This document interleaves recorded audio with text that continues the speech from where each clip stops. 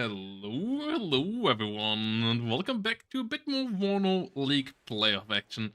As today we're gonna go into Division 3 action, where we haven't gone so far in these playoffs, and we're going into Skull versus Ludie into our first quarterfinals, as the WARNO League Division 1 Grand Final coming up on Saturday. So yeah, we have a bit more time here now to cover the other divisions as well. And yeah, what do we have here matchup wise? All right.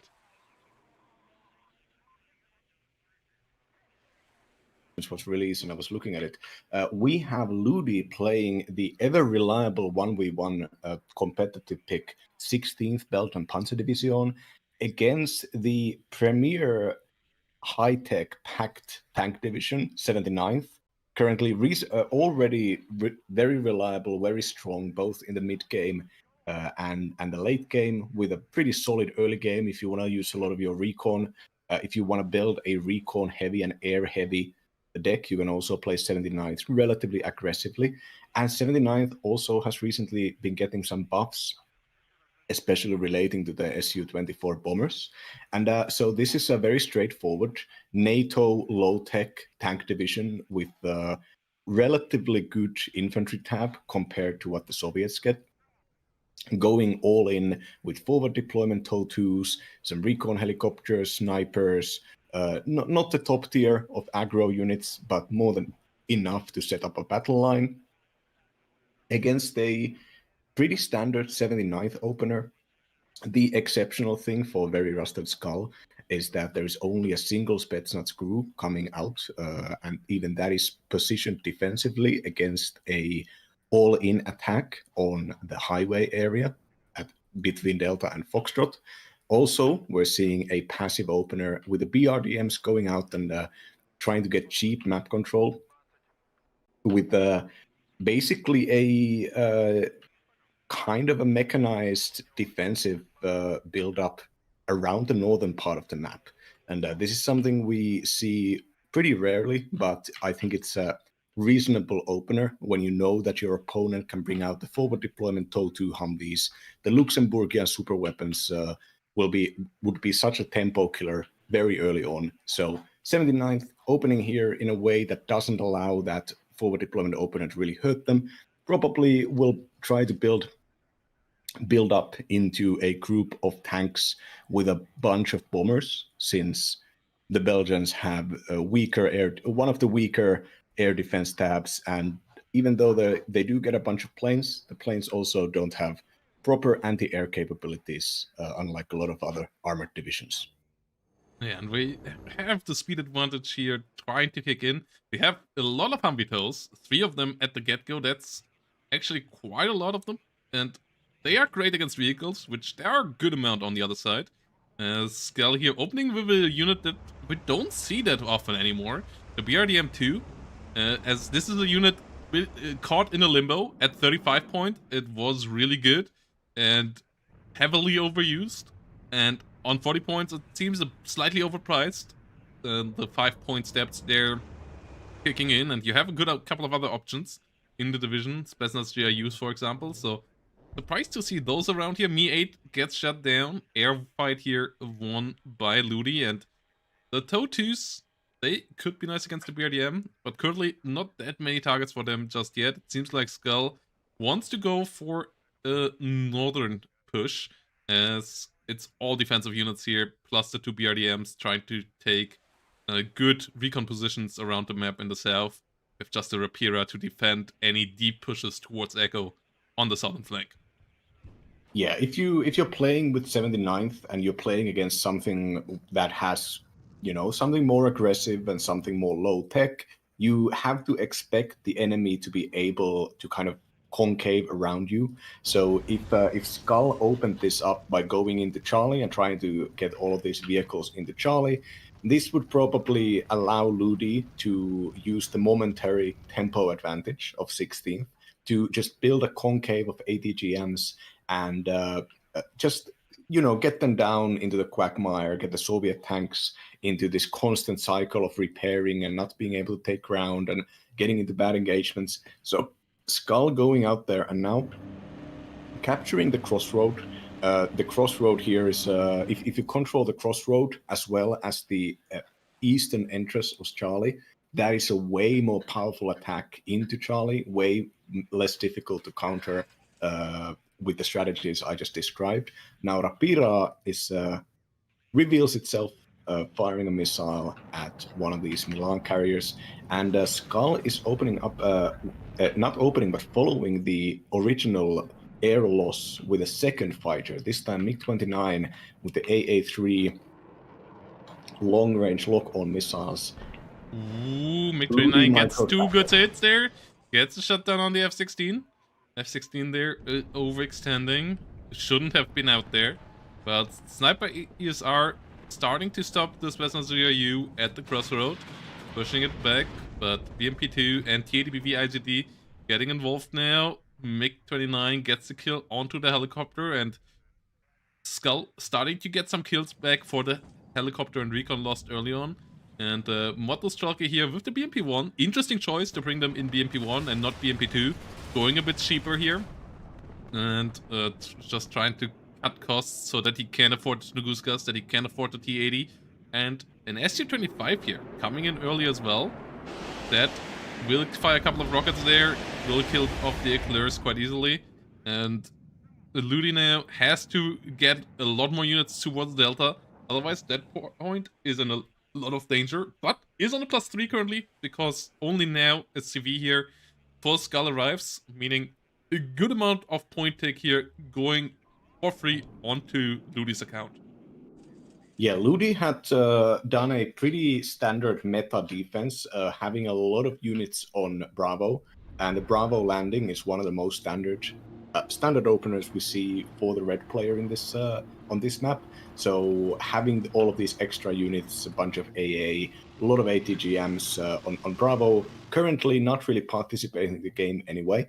A lot of those units are mechanized, and there are a bunch of transports there, so Ludie could move them away and leave Bravo up with a more skeleton crew, which probably would be the correct choice. But let's see how. This is still pretty close to Ludie's spawn, and Ludie now bringing out helicopters, including AT and Spec Ops transport helicopter, to actually get some kind of a quick reaction force up there. If Skull manages to, Skull is already on the point and is already in the main tree line that needs to be fought over to secure that point. But if Skull is getting a wider line, possibly even targeting with ATGMs the entry of the Delta point of the road. Currently, the Fagot is basically in range to do that already. This could maybe push Ludie into defending the left corner of the site instead of recapturing it. And seems to be what's going on here.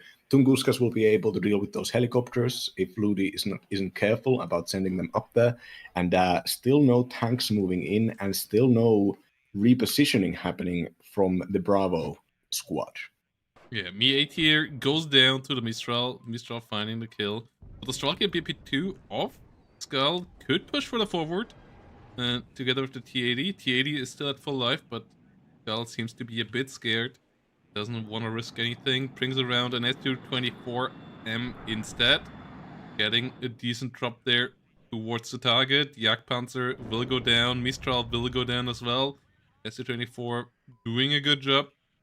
And yeah, that's the bomb drop change was a big nerf to the 16th Belgian, because they don't have any long range AA, and it makes killing off those planes a lot harder for them now that they can drop a bit earlier and can get out of dodge a bit quicker. Plus the drop also is really hard to dodge or impossible to dodge it now. And that really makes those SU-24, that 79th spring really strong. One of the main reasons why I think 79th is back on the top of S tier. Like, 79th and 2nd Panzer Grenadier, I believe, are the best divisions currently in the game, and Skull is in a pretty good spot up here right now. Yeah, the ESR GVP Special Forces opening fire on the Spetsnaz crew on long ranges. The Spetsnaz crew currently is the only recon unit for Skull, and the second Spetsnaz crew is moving up there. But even then, just every single recon unit that gets removed needs to be needs to be rebought and retransported, meaning that the heavy equipment, the BMPs and T-80s, cannot realistically engage units such as the Humvees. Tow Humvees have good stealth, infantry has good stealth, and the risks of using mechanized forces without recon are massive. But yeah, still, Sniper is still firing. There's 3 guys left. Ooh, F-16 coming in there for the kill on the Spetsnaz GIU, but that was not a worthwhile kill. The double Tunguska immediately annihilating it. Mistral here finds a hit against the IC-25, but it got a couple of rockets out, and it likely won't go down here, as the Mistral doesn't get another shot out. So that F-16 HE cluster is a pretty key unit in Ludie's deck, and losing it like that against 2 Tunguskas for a nearly already dead recon unit is not great. +1 now starts to tick up for Skull, as Skull takes the control over the zone and brings in more Motostralki. The TADBV maybe could be a bit more active than it is currently. I feel like with that one actually doing shots and getting some kills here, Skull potentially already could be through this zone, but Skull seems to be a bit paranoid about enemy danger towards that heavy TADBV ICD. Yeah, I mean, it's we've already seen a bunch of bombers come out here, and knowing that there are still clusters and mirages and all these in the 16th Panzerdivision deck, I think it's very, very legitimate. Skull here is basically getting not the perfect choices, but just not the perfect situation, but having this secure line from which to transport BMP2s and T-80s into Delta is currently a pretty significant win condition. Now we are going to see. Remind me, Protoss, was this Division 3 or 4? This is Division 3.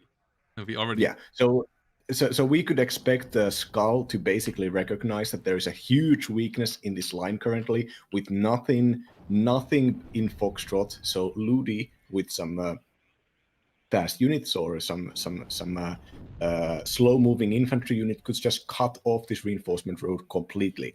And Skull is deploying a unit of BMP2 and infantry into the crossroads, but it's still possible to get up the hill into Foxtrot, and this is a massive blinking red light of danger for Skull, but also, of course, players that need to spend all of their position, the points and their attention in one main kind of dangerous, decisive battle generally don't act on those possibilities as well as they could. Yeah, and the bomber attack here could have really helped out in the south. The loss of the 2 BMP2s there, pushing towards Bravo, that was kind of suicidal. Like, you never should push with BMP2s on their own. They aren't great at pushing. They are fantastic defensive units. They're fantastic as fire support behind something. They are pretty terrible on their own. You should never have them be your frontline like that. Like, they are fantastic in combination with the TADB ICDs.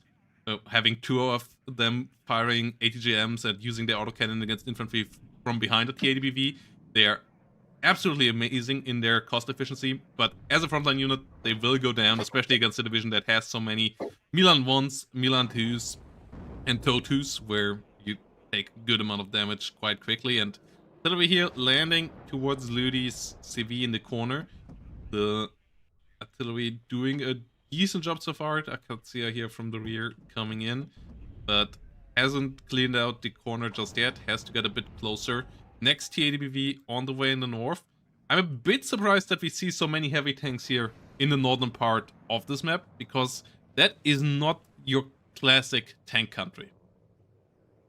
Yeah, but I think that is also on purpose. It was way more expected to have the tanks built around Charlie and Bravo, and that's where Ludie built most of the opener and early game tankage. Now there is a T-80 going to basically hold ground and defend Echo from a late game push. Also a BRDM going out there and getting an extra tick on by forcing Ludie to do something about it on Charlie. And Skull here under smoke barrage, and the defenses here are not in perfect positions, but also Ludie's attacks have been pretty limited so far. I think a big deal about it has been the the aircraft coming in one by one and getting taken out by the Tunguskas. But now that Ludie has invested into 2 different heavy howitzers, these should be start the attrition and basically force Skull to, at least have to move their units around a little bit more. Yeah, TABV IZD moving around behind the smoke right now in the north. No direct support from any recon, so the Leo 185BE could potentially find some side shots here. AFVB with the autocannon, pretty good unit as well, but yeah, that Leo 185 with the flank could be pretty dangerous for the T80s. CV gets back into the zone, +2 currently for our player in red, +1 now as the Sultan arrives in the middle, so is closing in point-wise on the enemy. Southern situation not really looking great. F-16 and MiG-29 both on the battlefield here. The F-16 could be hunted, but Skull not wanting to risk their valuable planes. The MiG-29 is pretty important. Tunguska instead getting involved. MiG-29 does miss with its missile. So first F-16 pushed back. Su-25 hasn't found an entrance yet, as the smoke mortar in the north is getting an interesting setup there. Yeah, the smoke mortar is doing a very nice job, even though there isn't a larger attack happening into the point. Just forcing the enemy to handle both the fact that their vision has now been blocked and the fact that there is kind of a flank attack happening, a larger, significant infantry attack going up there into the forest. With the Pioneer Plums, the infantry fights here should be easily winnable for the Belgians. The problem is that when you're buying 2 Pioneer anti-infantry units like this, you have to be really careful because just the MTLB alone could destroy them all. I guess you have the 50 cal transports there that could take it out. But anyways, the lack of infantry anti-tank is always a huge risk here. If the vehicles now get taken out by these RPG-22s quickly, might be that this attack becomes easily mech counterable. Yeah, Leo 185 here and the Pioneers starting to get a bit of damage in though. At the same time, command unit did die, but an Su-25 got killed off as well. Su-24 getting a cluster bombing drop in there. Will it hit any of the vehicles? It gets both vehicles, and that's what you were talking about. Now the TABV is an obstacle that you just can't overcome with what's there right now. New units need to be brought up, and the Belgian infantry, as we have pointed out many times before, has some of the weakest AT launchers in the game, so they are really not great at dealing with tanks like the TABV frontally. They want to get side shots because everything else just won't realistically get them any kills. Yeah, the 11 penetration fast firing AT launchers, the one saving grace with them is that they still do pretty decent suppression, and even a Vet 1 tank like that, if it's inside a deep forest and gets the 4 launcher shots fired at it, it should get routed and it should kind of just be combat inefficient for that moment, but still not going to do anything about the damage it can bring out.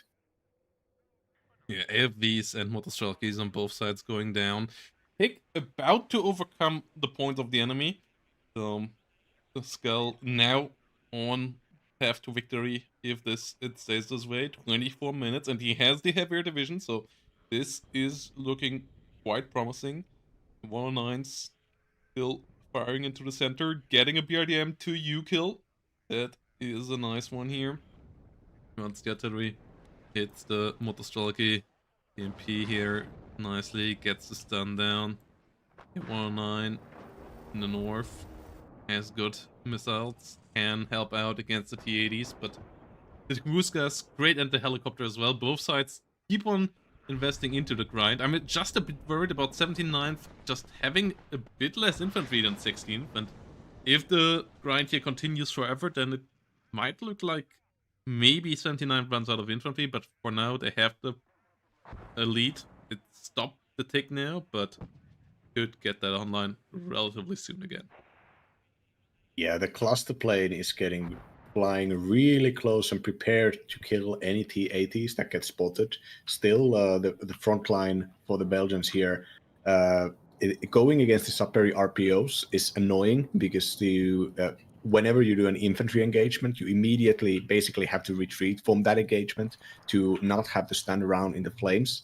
And with the AIFVs having to get this close, and also the AIFVs can easily be one-shot by any infantry launchers, so sending them anywhere is a risk. Now the T-80 is out there with the Mech Fusiliers being the only capable. Cluster plane comes in, saves the day. Second T-80 moving in to take the spot, and not a second cluster plane coming in right behind it. MiG-29 being pushed out, getting shut down. Nice air kill there for the F-16s. Oh, F-16 so lucky there. Ooh, that was close. The 7.6mm MGs here trying to push forward into the 30mm. 30mm will likely kill one of them, or not. And new smoke sets up new CV. Point lead now, 70 points. That's not a lot. 22 minutes still remaining. But yeah, it's a close, drawn-out fight. Center shut down by a lot of M109s from Ludie. Whilst we have another little armored push setting up for the south, and F-16 might get another kill here. Yes, together with the Gepard, it is successful. F-16 goes down as well, but still fair trade there. 1-1 versus a MiG-29. Might need a couple more S-24 cluster bombers here, but so far this is looking a bit better now for our player in blue. Sultan under fire by artillery. M109's doing a good job. Cluster bomber finds the T-80 in the north. Tunguska comes in a bit late, but gets the kill. So in the end, the trade is okay, but the momentum is going towards the blue side. S-24 cluster doesn't really do anything this time around and does get shut down as well.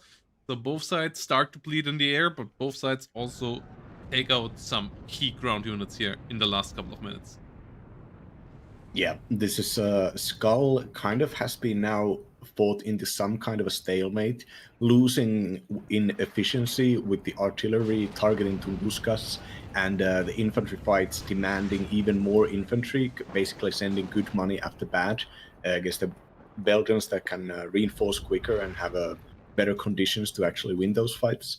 But it's still the fact that the T-80s are around and potentially can destroy anything the Belgians can send at them should not be underestimated. There's only going to be so many cluster bombers, and there's only going to be so many infantry engagements until the fight has to be fought on ranges that are beneficial for the T-80s. But that really is something that Skull has to deal with.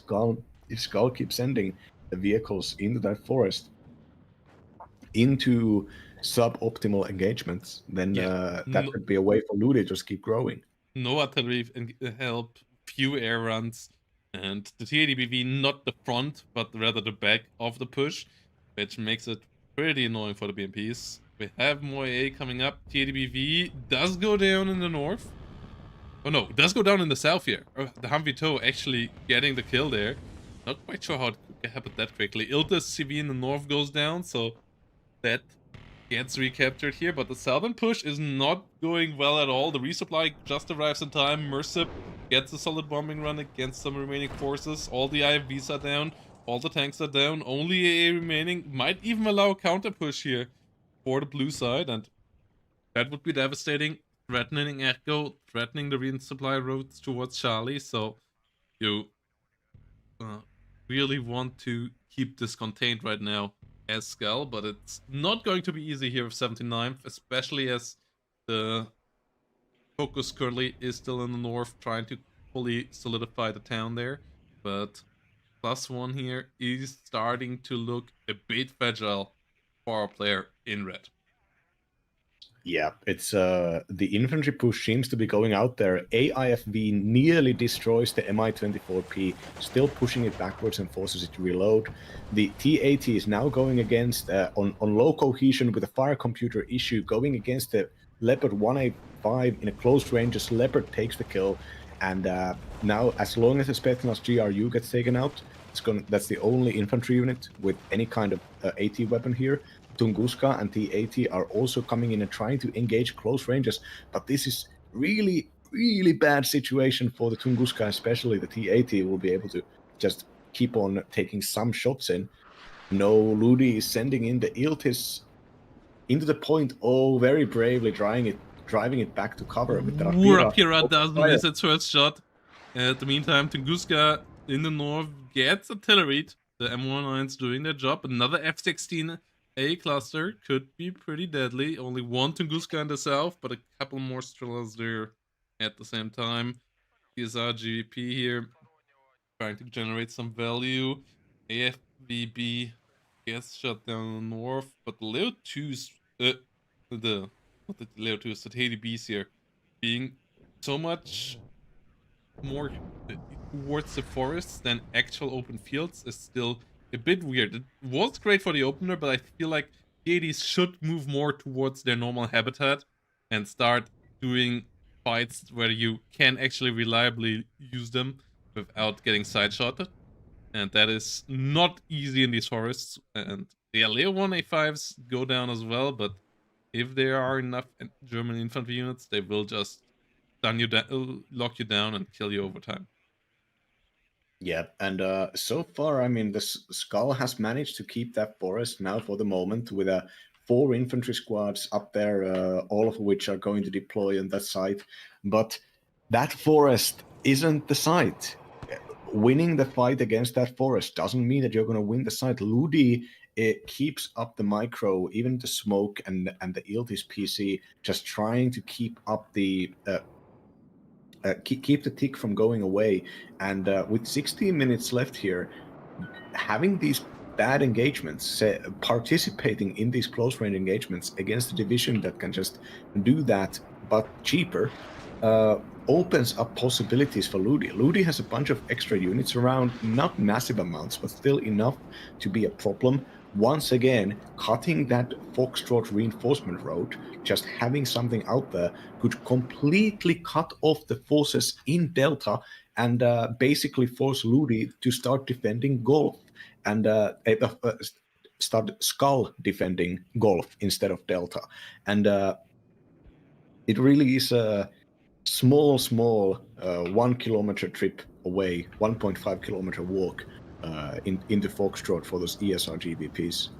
Yeah, we have Saperi RPOs now coming up in these numbers versus Pioneers of Handflam Patron. For the Belgian, we have mortars on both sides as well. M109s aiming into an empty space too. It's both sides here start to grow a bit on this point, but I'm really surprised we never saw any pivot into more favorable tank country from the TADBV division here. Especially considering that the TADBV also and the IZD both carry ATGMs themselves. The Tow 2 Humvees are pretty annoying, but everything else that is a vehicle you can just duel with a couple of those T80s. But yeah, in the forest they're just really, really vulnerable, and they don't really achieve much there. Like, the amount of value generated by them is surprisingly low. The +1 does return here, and there is a decent advantage now point-wise, but this game likely is going to go for quite a bit, likely into the 40-minute territory, as currently the tick is not enough to win, and this is really weird positioning here, but it also means that the blue side does need a point somewhere, and pushing through the north together with the tank that came in there is going to be tough, so maybe you want to push somewhere else if you're Ludie at this point. Yeah, there was a tragic misclick with the ESR GVP getting into that Milan transport in front of the Rapira and accidentally giving the order and losing both of those units near Charlie. But yeah, with 2 more smoke mortars now participating in the smoke, Ludie can actually just stay in that zone and can keep up the status quo for the moment. And Ludie seems to be attacking the only fortified areas that Skull has on the larger, wider map, not attacking the one weak point, of course, but that is because they probably expect there to be something, as you would expect there to be a rear guard. Yeah, Mistral's going down here. M113 going down as well. So Ludie is in a bit of trouble. The saving grace for Ludie is that Ludie only needs to get the plus the plus tick up for a good while here to turn to the previous position, but currently the situation for the Belgians not really developing in their favor, but we see the start of a defensive line here now from Skell. Has the artillery, has the rapiers, as the enemy brings out APCs, recon APCs, brings in a good couple of MGs, and brings out a lot of tanks. And this is where the T80BVs would be so helpful right now, trying to push this part. Yeah, it's so far, I mean, now we're finally seeing a bunch of leopards. I think Ludie must have been floating a lot of points. We're seeing a bunch of scimitars and leopards go out there, and they're going to be attacking into the wrong back point, into Echo. Rapiras are a very good hard counter against the leopards, and just the T80s alone here are going to be a huge problem to deal with without any helicopters, any bombers to immediately get rid of them. But yeah, this is I think Echo is under threat. There's a lot of anti-air there, and the Conqueror's missile is kind of pretty close to losing ammunition, and the Rapiras also. Well, the Rapiras actually have a lot of ammunition, so they're going to be a big threat. But the push here already started to get stopped. BADS and Gepard is going down, and Ludie really tries to find a new tick somewhere. Maybe cleaning up the whole northern zone again. Gets a Rapira here for the trouble of losing a light vehicle. Leopard 185 will try to get the Me-2, the Me-1, MT-12 Rapira there on the battlefield. Model Strelky still pretty scary. Well, we have some more fighting in the north. The point lead does continue. Last 10 minutes started. The point lead even might go bigger here in a second, as BRM2U gets a capture just in time here to start getting points up. Yeah, we're, I mean, now second wave of attacks seem to be preparing against that same strong point in front of Echo, the strong points. And I just really I mean, of course, you know, we have the God vision here, but Ludie, you have all of these units just go northeast.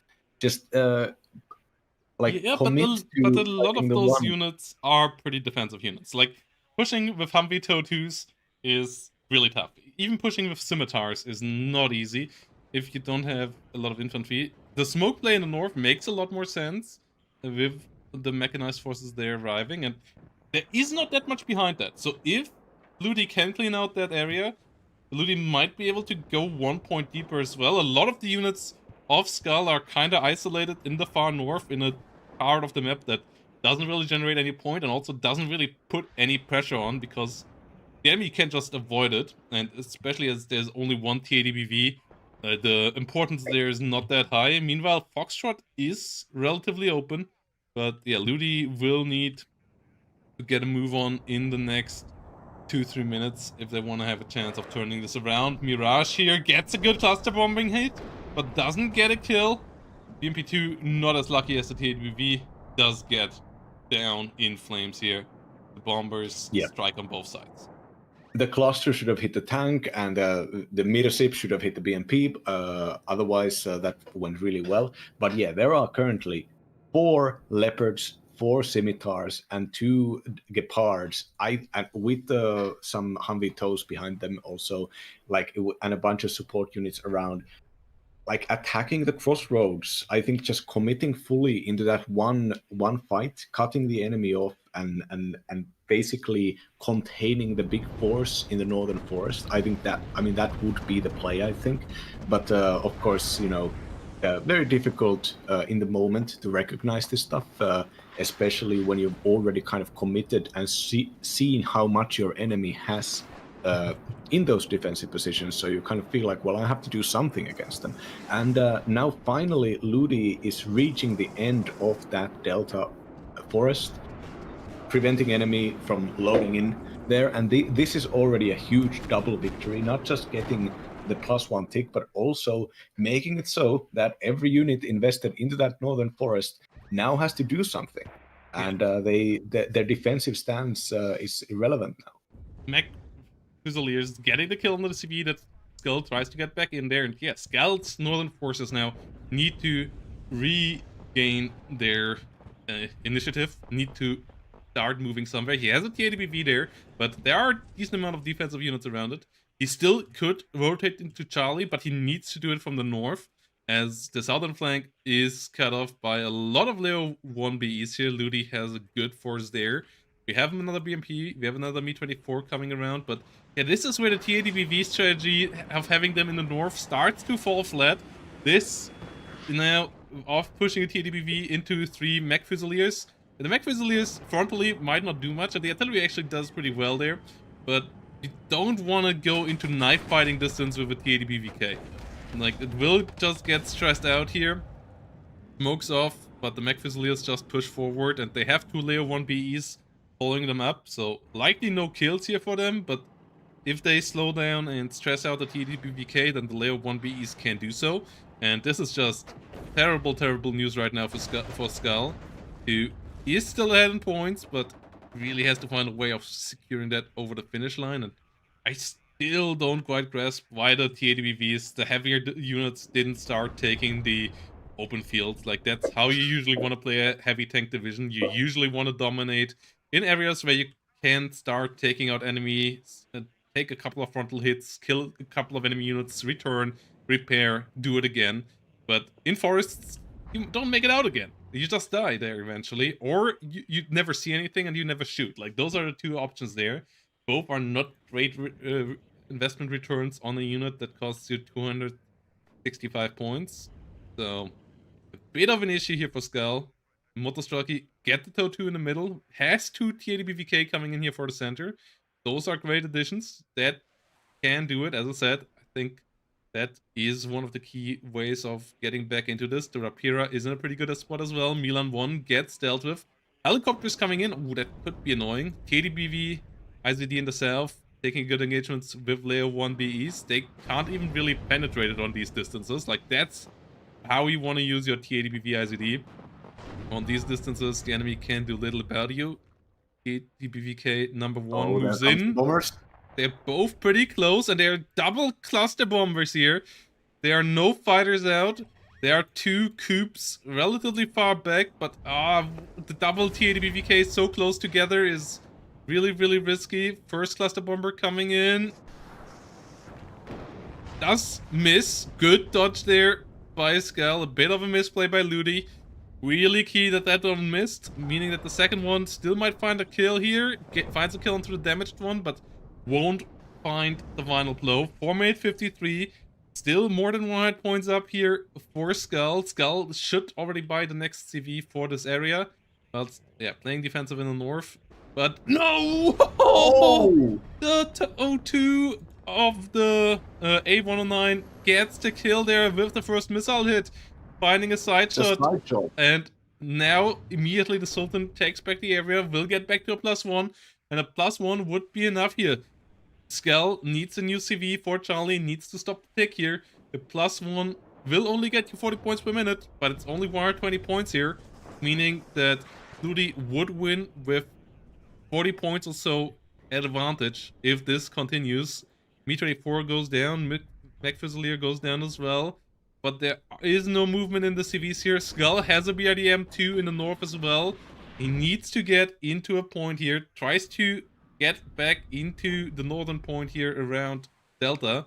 Has a couple of BMP-2s around as well. But next TADBV gets shut down there in knife fighting distances with the Leo 2s. The BMP-2s on the defense doing a good job. That's why they're so great. That's the unit that you want to have there. But in the center, no CV has been bought. Skull, once more, didn't buy a CV here. Another T80, and that means that chances of the CV arriving in Charlie in time are pretty slim. And it seems like Ludie might just barely get this game number 1 here, as if this continues, they will win here. And Yeah, no CV bot on the side of Skull. Yeah, the recon advantage in the Delta engagement with the two Leopard ones just long range firing at the vehicles spotted put up there in the tree line by Skull, and the Leopards could get free shots without being the enemy firing back, and they managed to get enough front shots on long range to actually destroy that T-80. That was a I mean miss micro thing of course from Skull, but also. Why don't you have any recon infantry? Did you spend all of your slots in the BRDMs and the helicopters and the Raspetka BMP2s and BMP1s and also like the Spetsnaz GRUs? No standard Raspetka infantry could be spared to just hang around. This is you're paying for that. You're paying for this oversight now. The ESR GBP just walk up into the middle of the hill here, put up their ground surveillance radar, and everything's spotted. Yep, and the airplanes also got a bit too much value still in the end. MiG-29s taking a couple of mediocre engagements. And yeah, the T-80BV usage just not quite where it needed to be.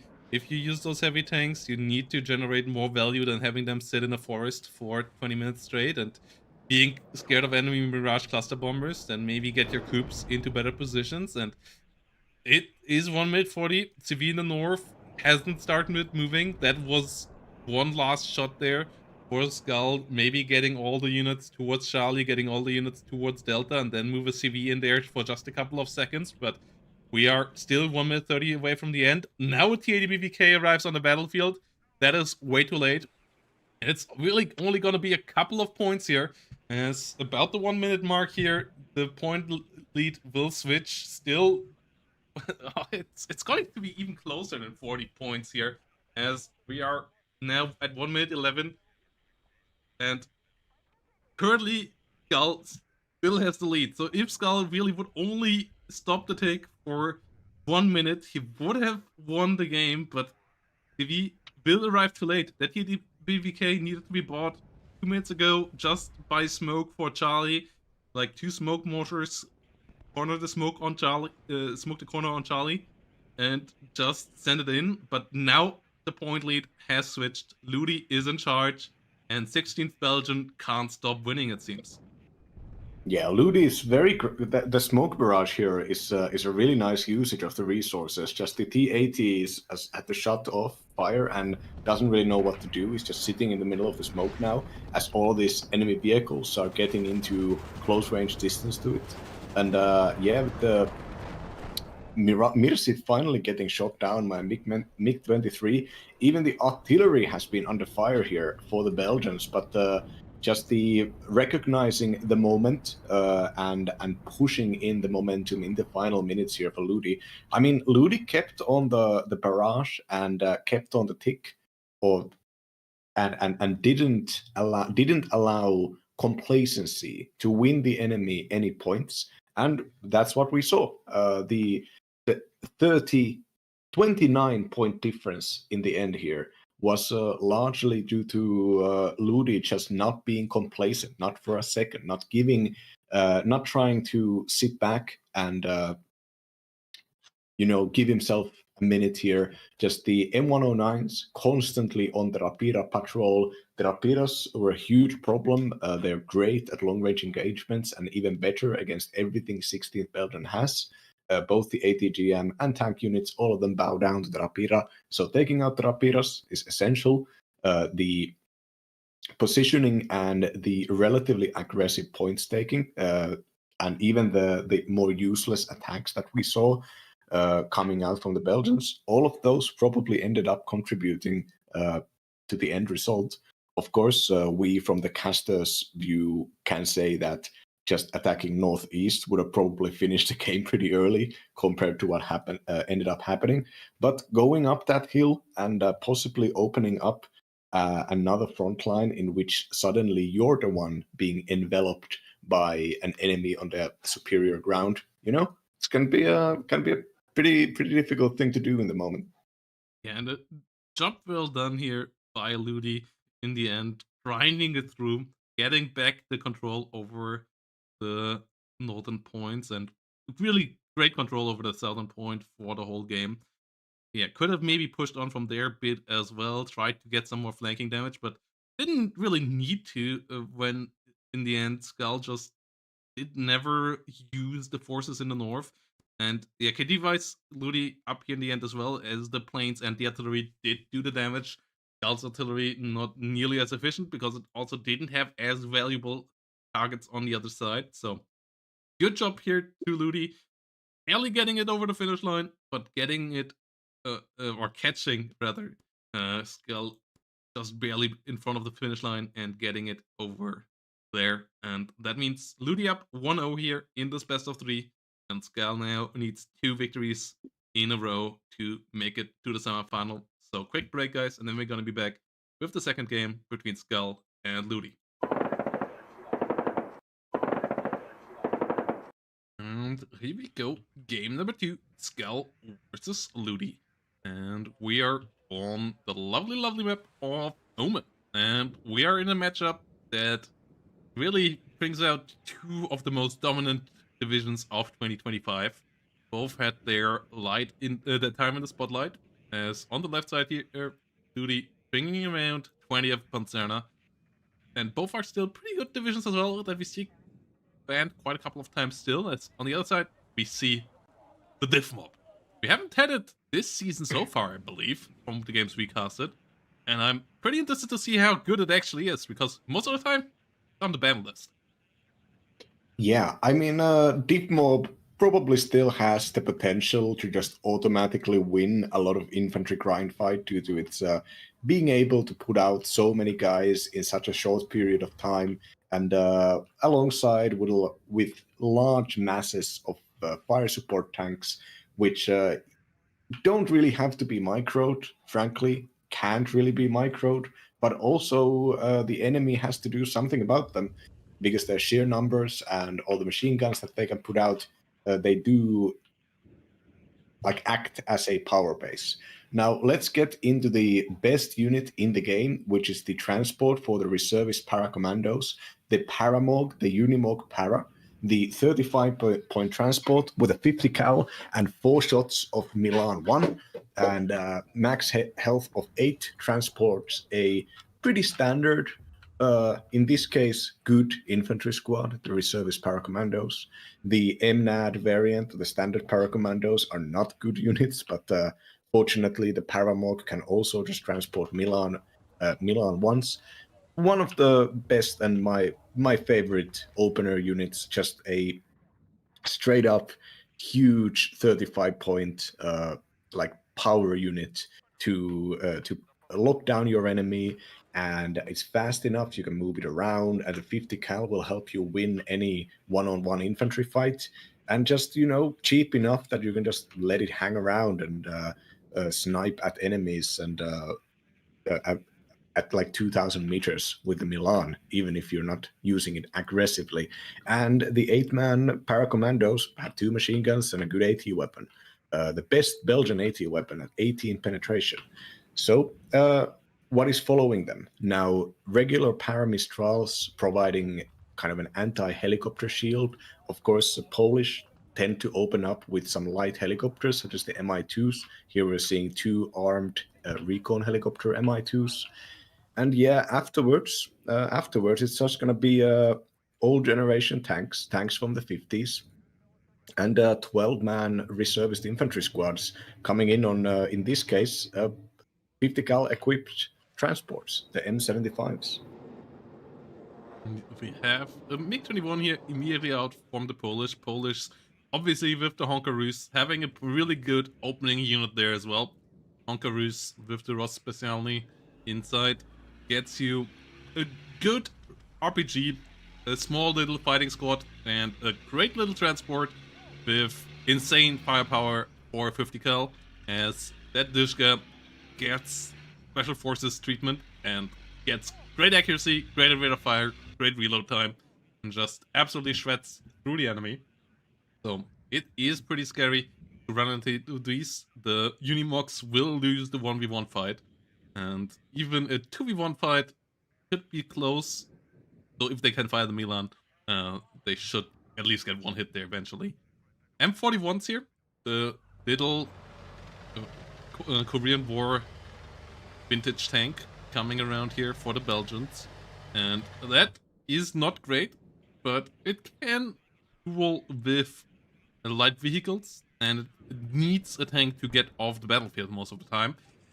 So the tanks on the other side, you get at least a couple of cheap T-55As, and those wipe the floor with the M41. Yeah, the tank fights here are going to, like, the Polish have a solid technological advantage here, which they very rarely can rely on. And yeah, wait, no, this is not Forged Mech, this is 20th Pancerna. Of course, like the T-72 is also massively more powerful than anything that Deep Mob is bringing out here. But the infantry spam capacity is lacking, especially compared to Deep Mob. I think one of the reasons why Skull here is opening up with a full-on attack into Elena and Dimitri is because Boris is so easily capturable in the late to mid game. The potential to just bring out incredible amounts of guys, the Belgian Urukai can take and push into Boris at any point in the game, but only in the opener can you realistically get into that wider front line of Dimitri Elena.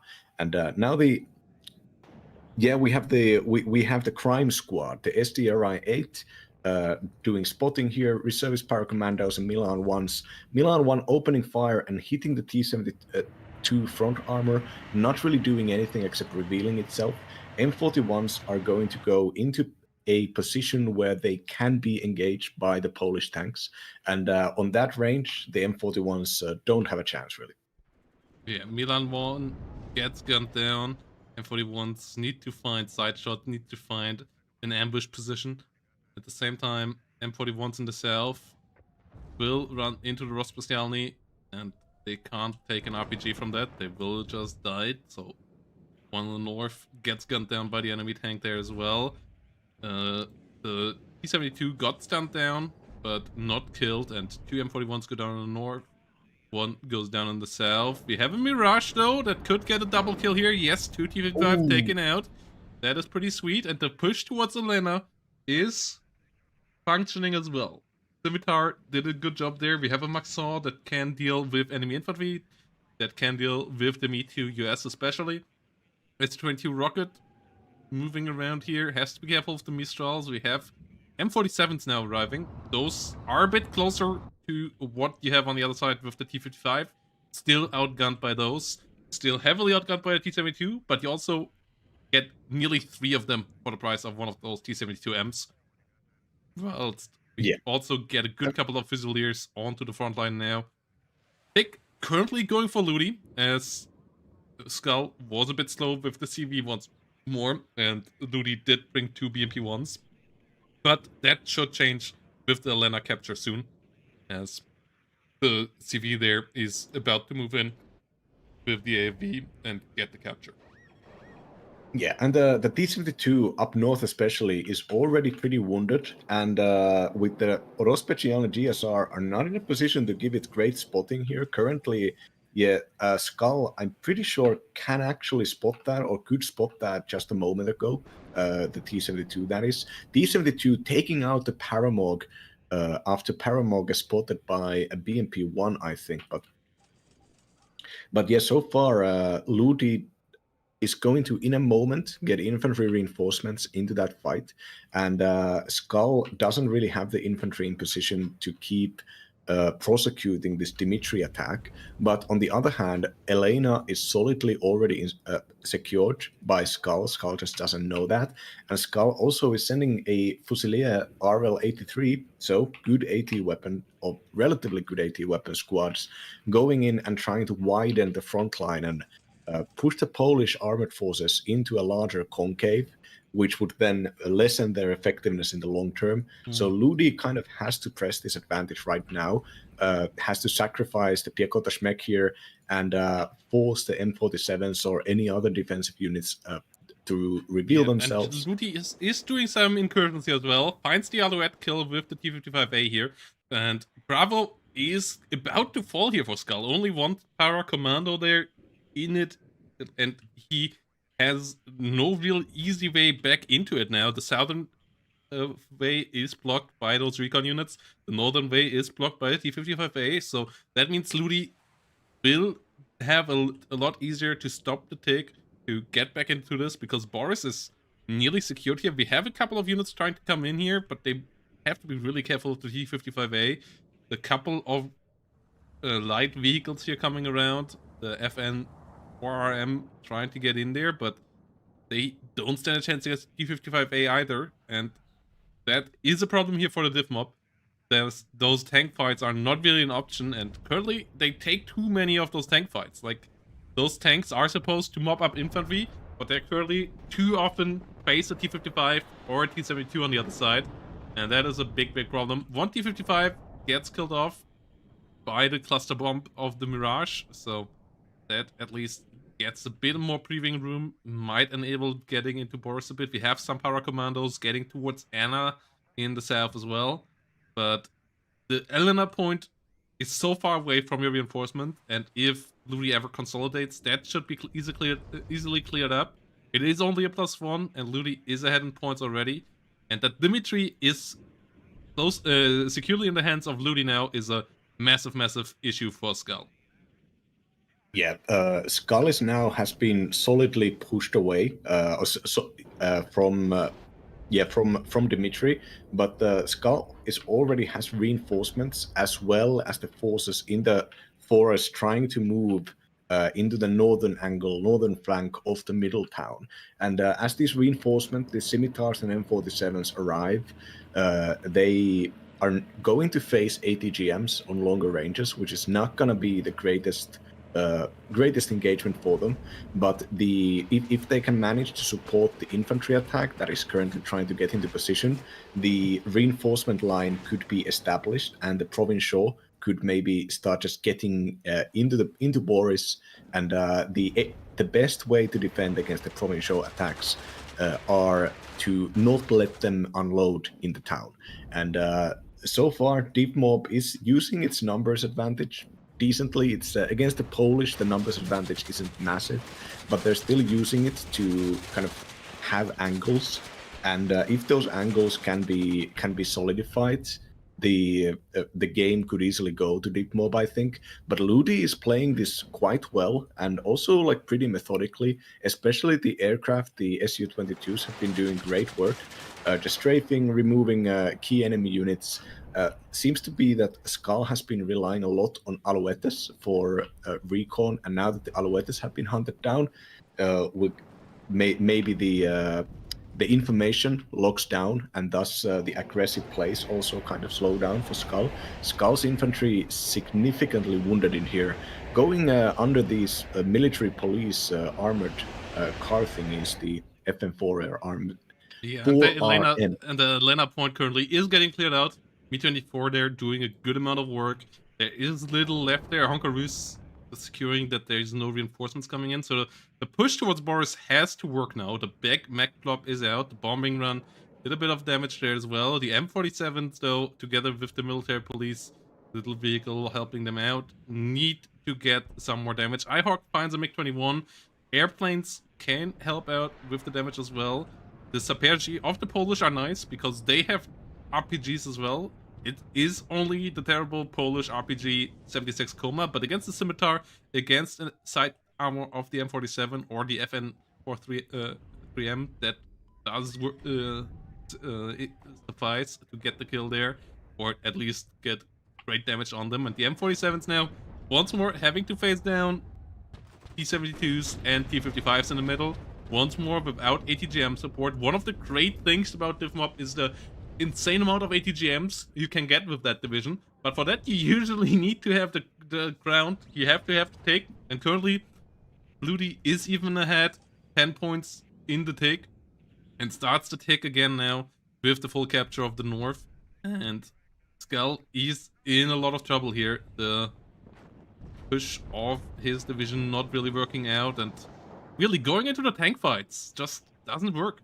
Like, not against the Polish, not against most divisions, but especially not against the Polish, with your M47s and your M41s.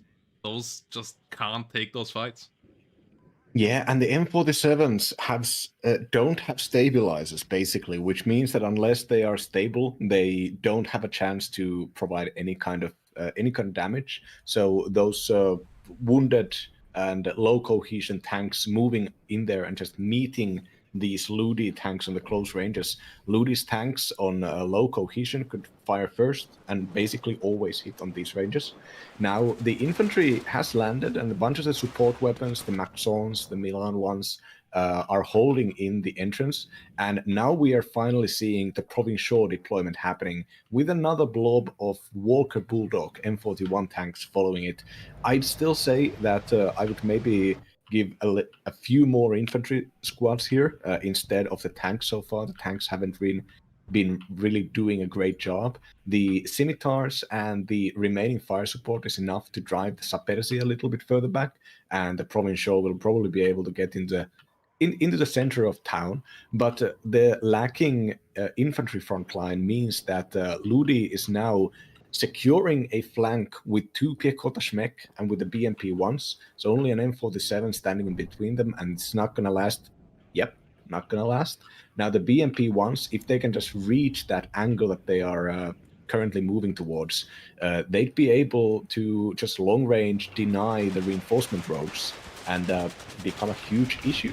The CVR striker is not in a position and is moving into very close ranges where the BMP-1's main cannon is a superior weapon than ATGMs in these close ranges.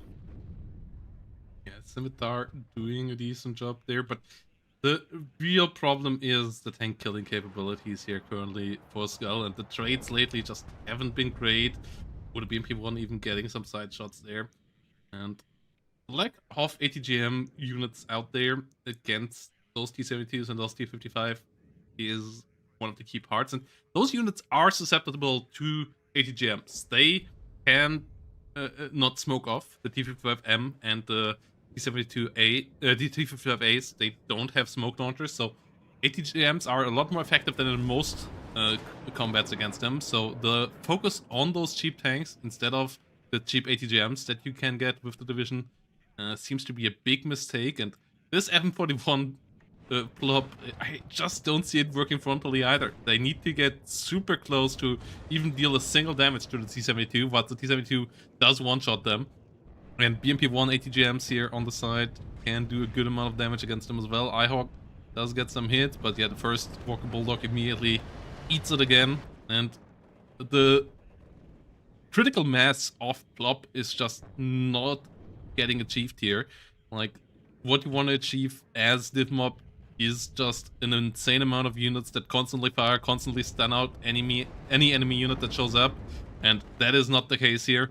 And when that is not the case, your units attrition away too quickly, and your Walker Bulldogs, for example, get picked off one by one and just go down, and this is a crucial issue here right now. Striker and M41s go down again, and the Polish can suffer some losses. Like, this is not a division that you need to kill one or two key units against. No, you need to trade efficiently against them, and that is just not the case here right now. So Skull is really in a lot of trouble, and he has maybe one or two more pushes that he can assemble that have to work before this game is completely over. Yeah, just Ludie's infantry in that forest hill is a great example of what you can do when you have a number supremacy or just good cheap numbers as you have with the Polish. Having them out there is a massive force multiplier, basically making sure that you can reliably move your vehicles or even just extra troops or even attacks through that forest. And meanwhile, if the enemy ever gets too close, as we see that Fusilier now go, the infantry can open fire on it. And Sapersi Sturmovi opening a napalm launcher hit against the Fusiliers there, but yeah, the M41s are not paying off. Against the T-72 division, just the wrong pick to put out all of these tanks that the T-72 is so superior against. The T-72 has weaknesses, and one of those weaknesses is weakness to AT missiles. And I think they provincial attack, sending the 12-man squads out there to reveal the enemy, and then building a wide front line of artillery and ATGMs and Eyehawks and all this stuff to actually do the damage. That would be beneficial compared to just feeding them all of these cheap tanks. Now, if you were going against an airborne division, something with a lot of expensive infantry that comes at you fast, then suddenly 5 tanks appearing behind the corner is a big problem. But if you just have BMP-1s and T-72s, it's not going to stress out Ludie, I don't think. Yeah, Monsieur is moving forward as well. We have a couple more in the south. We finally see one of the big artillery pieces, but it comes in quite late. Like, that's one of the great things about Div Mob. It can actually do the grind fight the whole game through usually. But not if you buy all your tanks in the first couple of minutes without buying anything else, then you will run out of those of that tap, and without the tanks you can't push in the later stages. So that is a big problem now as well. Even if the ATGM wall now starts appearing, even if the artillery now starts turning up, which is still a big if, you just won't be able to push if all your M41s and all your M47s already are dead. And I believe we are pretty close to that because so many of them have been thrown away. And these trades currently are efficient. It's still a lot of blue units dying, but it is T-72s dying on the other side. That's why you needed those Milan 2s. That's why you needed them way earlier than right now. It starts to get a couple of good trades in here, but it will be so tough for Skull to ever get a take back online on this. The trades lately, though, are finally, for the first time, actually kind of okay. Yeah, with Skull is sending in now 2 more provincial in the south part of the town, and then 2 more provincial is getting bought out to get in the middle of Boris. But Ludie has now invested into a Grad BM-21 multi-launching rocket system. Huge issue if you're going to be doing these grind fights in these very predictable locations, especially when you're relying on reservists, what the provincial nice are. Sneak here by Skull. This is actually pretty big. It doesn't look that big. It's only a CV capturing a town for a couple of seconds. But this +1 will get him ahead in points. Skull is now on a +2 for just a couple of ticks before the BMP-1 does contest it. Then he will be on a +1 for a while. But Skull is now ahead in points. And now he needs to hold on. But the issue is, can Skull hold on? And he has killed a couple of T-72, but if there's one thing that the Polish doesn't run out of, it's T-72s. And that is the real problem, and he doesn't have as many ATGMs as he should have right now. But more units coming in. This is what could win Skull the game. This move here of this little CV might just get him enough points, but this is a big if. He's moving it out again as well. So I don't think that is really that impactful. Like, that command provincial will be hunted down no matter what. So I think it's just would have been good to keep that in for as many points as possible. But yeah, Iltis Milan 2 here, trying to get another shot. Does miss against the T-72 M1. Those need to die, and currently they're not dying again. Units trading off on the battlefield. Fine trades right now for Skull, but really the switch into Milan 2s and Milan 1s came a bit too late. And you can just mix in one Iltis Milan with the M41s even, and then the enemy has to shoot at the M41s first, and meanwhile your Milan 1 or Milan 2 starts picking off the enemy T-55s. Like, that is possible as well, but just pure tank clubs are not the way in this matchup. They are the way if you used to fight a lot of APCs, IFVs, and infantry units, but in tank fights, the tanks are actually pretty terrible because they are so old and so insufficient when it comes to frontal armor and penetration. Yeah, the Grad now fired a full salvo against 1 Milan 2, and which was a little bit of a waste, and also revealed to Skull that the Grad is now in play. But just two provincial seems to be the standard fighting group for Skull's forces right now, and 2 provincial, even half of a Grad salvo coming at them, it does win the fight for the Polish in that moment. The commander provincial in the backlines is trying to get back into that town with a very large unit following up on this. BMP-1's finding them right now. But yeah, I think that that limited points lead for Skull here is encouraging Ludie to think a little bit bigger And now with Ludie is going to resupply the Grad and is already putting up the tank front line in a position to fire at the entrance. So whenever the Sapersi actually want to go in and fight close ranges, all the tanks are going to be there to just do free damage at them. And Ludie also has not lost the fight for the Forest Hill. And if the fight for the Forest Hill goes well, the tanks or just BMPs transporting infantry could even start getting into Ivan. And Deep Mob doesn't have that kind of mobile fighting group. So if something goes and threatens Ivan, Deep Mob is most likely going to have to buy new units to actually get in there. And so this fighting line here for the Blues is very fragile. And yeah, now an AT helicopter dropping its 80mm rockets into those provincial in the front line. So very little there to actually hold this Foscal anymore. Yeah, and he doesn't have enough of the town to really have that ATGM like overarching field of ATGM fire where the enemy, whenever they have try to push towards one ATGMs behind that ATGM start to fire onto the T-72. He has one thin line. He brings up another big blob of M47s trying to get towards the center here. Cluster Bomber trying to fight some value, but doesn't even get a drop off here. And he's starting to lose the infantry fights on the side. He's starting to get pushed out of here. His 7.6mm MGs not in good spots either. And the cluster HE F-16 gets pushed out. Strellas and Cubes pushing it away. Mirage gets around again, but there goes the CV in the middle.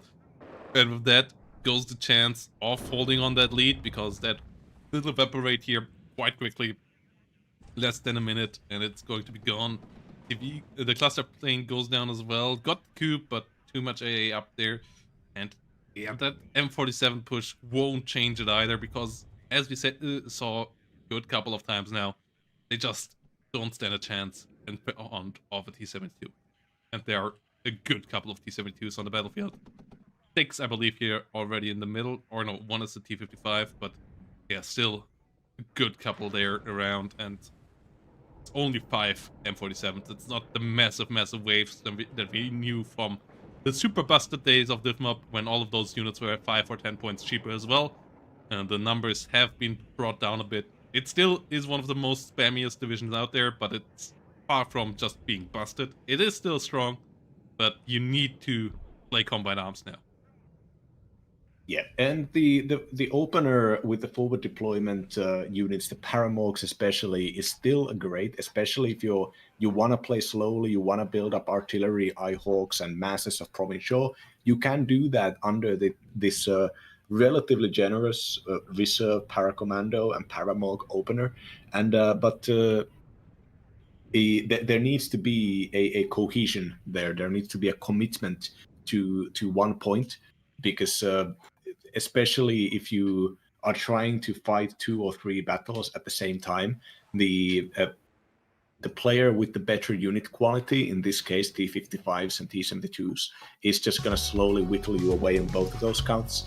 And yeah, I think after the failure of the attack in the northwest, even though it did lead to Skull getting a decent enough point lead, I think just the lack of ATGMs, the overinvestment into tanks, and the fact that there was never a solid like air bomber rotation going on, that the T-72s basically had no natural predators unless they went deep enough for the Milan 2s to open fire on them. I think that was very simply what happened there. Skull could have maybe prevented a lot of the T-72s from appearing by doing infantry aggro more consistently, but that's that infantry aggro probably would not have won the opener fight. So who knows what would happen there. But if you just look at these kill counts for the T-72s, you can see why European militaries and all militaries are often very happy about getting rid of those old tanks, no matter how many columns or blog posts old veterans write about how they're destroying the core of our armed forces. we had this thing in Finland when they retired the T-55. It was insane. Yep. And the job really well done here by Ludie. Just weathering the storm, getting the right amount of units in, and not spreading out too thin, which always is an issue for the heavier division on Omen, that you spread out a bit too thin. Having good focus on the middle and the north, and would have even gave him a bit more ground in the south if the Skull would have pushed there. Gave up the far northern flank into the rear at the beginning, but came around quickly enough and with enough force that Skull did break there, and the Div Mob just never found the flanks that it needs to find, and Skull really trying to play it like the old school Div Mob, and it just doesn't work anymore. It's not efficient enough to do that. You need to play a bit more clever with it, and then it still does a good amount of damage, but otherwise, yeah, it ends with a nearly 2-to-1 KD like it does here, and that means Ludie goes into the semifinal. That also will securely go up to Division 2 next season, and Skull will have to try again in the next season, but still a good run here by him in this one. So, yeah, first game was really, really close, obviously, down to the last couple of seconds, but in this one here, Ludie had his number and did get through. And that means we are finished with the series, but not with the cast for today, as we have one more series to come, as we're going to go into Mike versus Partrician Ricimer. So, quick break, and then we're going to be back with series number 2 of the day.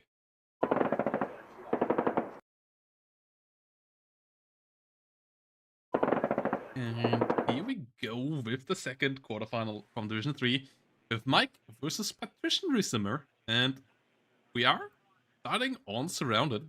We're starting on Surrounded on daytime, which is always a bit worse looking.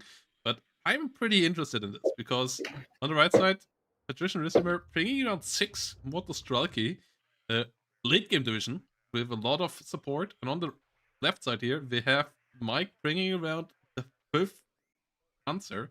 And Surrounded really has given us some interesting games. Usually a lot of deaths really from the get-go throughout the whole game. A lot of fighting focused around Alpha and the center. Sometimes focused around Golf with a flank there as well. And it seems like that is the plan here for Partrician Ricimer on the right side. Trying to get towards Golf from the get-go. Yeah, I mean, this is a very nice to see people try out, kind of stretch the possibilities of the map a little bit. Like the shortest, like getting the Mi-2, first of all, the recon helicopter there is crucial because 5th Panzer doesn't have like forward deploying anti-air units. It generally relies against anti-helicopters, relies on a lot of Gepards and fighters. So the Adder will probably be able to get there and leave the position safely. Spetsgruppe A, with its close range satchel charges and recon stealth, will be a great unit to have around those parts. And then the fire support, whether it be Conqueresses or helicopters or the T-55s, and all around just a very balanced and well thought out plan from, can we just say Patrick, from Patrick here. And the problem is that if Mike here is playing the division with the weaker, slower opener, 5th Panzer becomes an armored fighting juggernaut and also has great mid-game kind of infantry attack potential, but mostly by just spamming martyrs. But spamming martyrs is good, and with the Fuchs Carl Gustav Pioneers being the most powerful infantry unit that they have, a 10-man squad with Carl Gustav, and it's going to beat most of the infantry units that are going to be sent by 6th, but not all of them. So the problem is that if Golf goes that easily, Mike could maybe be kind of goaded into a early mid-game aggression, and we're actually seeing, we're seeing the rare unit, the reservist M48, as a fire support tank to just hang around behind that infantry up on the plateau. And even though Mike's defenses or Mike's opener seems to be both defensive and quite standard, I don't see any immediate weaknesses here. Nothing is going to alpha from Mike's side, so this is going to be an the game is going to start out under pressure, but with so many Panzer Grenadiers vetted up with the Marders transporting them, and the Jaeger Fernspur being a relatively strong opener with the recon units, so that the Spetsgruppe or anybody else can't just walk around the town. The I have a feeling Mike will probably be pretty well set to counter this aggression in the mid game. And we talk a lot about Sixth often because Sixth is such an interesting and weird division. And it has a lot of good units here. It has good tanks as well as good infantry, but it cannot rely on either one like a standard division would. So we probably are going to see Sixth transition into like good airplay, including a lot of air defenses and artillery, and that those support units are going to have to be built up that they can actually fairly counter the sort of stable Marder plus Leopard 1 plus later on Leopard 2 attacks. Yeah, V2 US Adder here will move nicely towards Gulf and try to clean out the path and figure out what the enemy thinks there. But the Jäger of Clevers, they gonna already make it a bit annoying. Like the recon infantry of 5th Panzer, really one of their nice strengths that they have. Jäger of Clever as a pretty good combat recon with 9-man squads, and the Fernspur with a really solid GSR unit can do a decent amount of damage thanks to the good firepower of the MP5, thanks to a sniper rifle next to that as well. But obviously not quite as good as the Special Group on the other side. 10 hit points, and the satchel charges make those a bit more potent, but you at least should be able to keep them at a distance for a while until your reinforcements arrive. And yeah, it seems like Christian Ricimer wants to really bring up the heat here from the get-go. I like the Me Too Urn.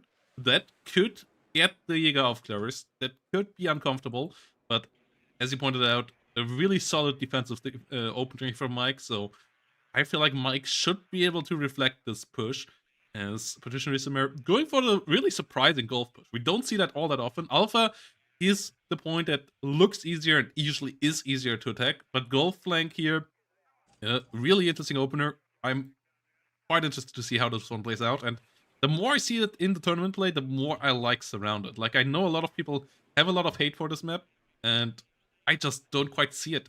Like, this map, both for me in ranked and also in the tournaments, has delivered with a good couple of fun games, exciting flanks and pushes, and a lot of depth. It's a map where you have to be on top of things because every single corner can be deadly, but it is all controllable, and line of sight tool on this map for me has worked out fine so far as well, so that's not an issue either.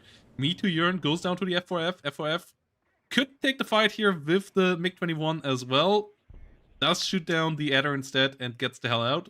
That's a fine deal as well. But the Milan 2 team now in the south in a bit of trouble.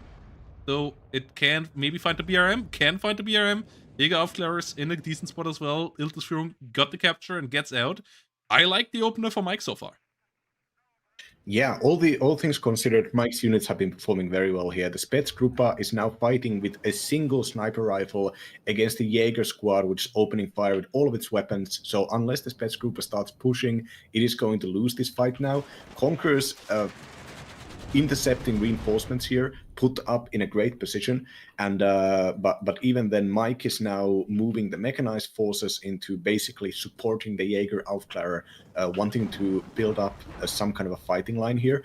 It is important that Mike doesn't lose this little crossroad that the Jaeger Aufklärer and the Panzergrenadier and Gepard currently hold, because if the enemy can get into that point, the enemy can start targeting other reinforcement roads, and that is when territory is truly lost. Now, Mike's airplanes taking out the helicopters, now taking out the MiG-21, the rocket plane also doing some free damage there. Like the risk of doing this kind of a sideline push that we see Patrick do is that if the enemy manages to play around it, you can be kind of just locked down into position where you can't escape. And we're seeing the the leader and the T-55, you know, they're not taking horrible fights, but there is barely any momentum to be gained in that angle. And now we're seeing Mike's infantry as you're supposed to. If your enemy reveals that many units targeting a position, you do a counterattack. You get some ground. And the Jaegers, the Seeker Rooms, the Fernspurs, everybody is going out and they only find a single Spetsgruppe A unit. They find a T-64 leader, and some helicopters up the northeast are trying to apply some damage. But I think that sort of helicopter counterattack is as much of a sign of weakness that Mike knows now that Mike needs to exploit this. If the enemy sends suicide helicopters like that, that means they don't have anything else and just want to keep you still. Mike is tasting blood and already bought a Leopard 2A4C to support the middle. The Spetsgruppe A have almost been taken care of, and they've been taken care of on long ranges, so most of the fighting damage has not been exploited. Ooh, the Fuchs Milan is getting not a side shot, not a hit there, but already Mike's forces are basically converging. M48s also are going to try to move in there. But and, do he some hasn't damage. cleaned out the south yet, and that's currently biting him a bit. He lost the BO-105 there as well. F4F Rocket will try to help out the Panzer Grenadier there, coming in against the Mordschützen, getting those wiped out, but the T-55A and the Conqueror is still around. M48's now engaging a BMP-1 PG. I won't find the hit yet, and actually gets stressed out quite heavily there. They are reservists, so they don't get a lot of damage done easily. Ooh, Milan 2 barely missing the T-64 as the Mi-8 MT Escorti comes in. That should be cleaning house with them relatively quickly, as we have another F4F coming around. M48 will come around to try to deal with the remaining T-55.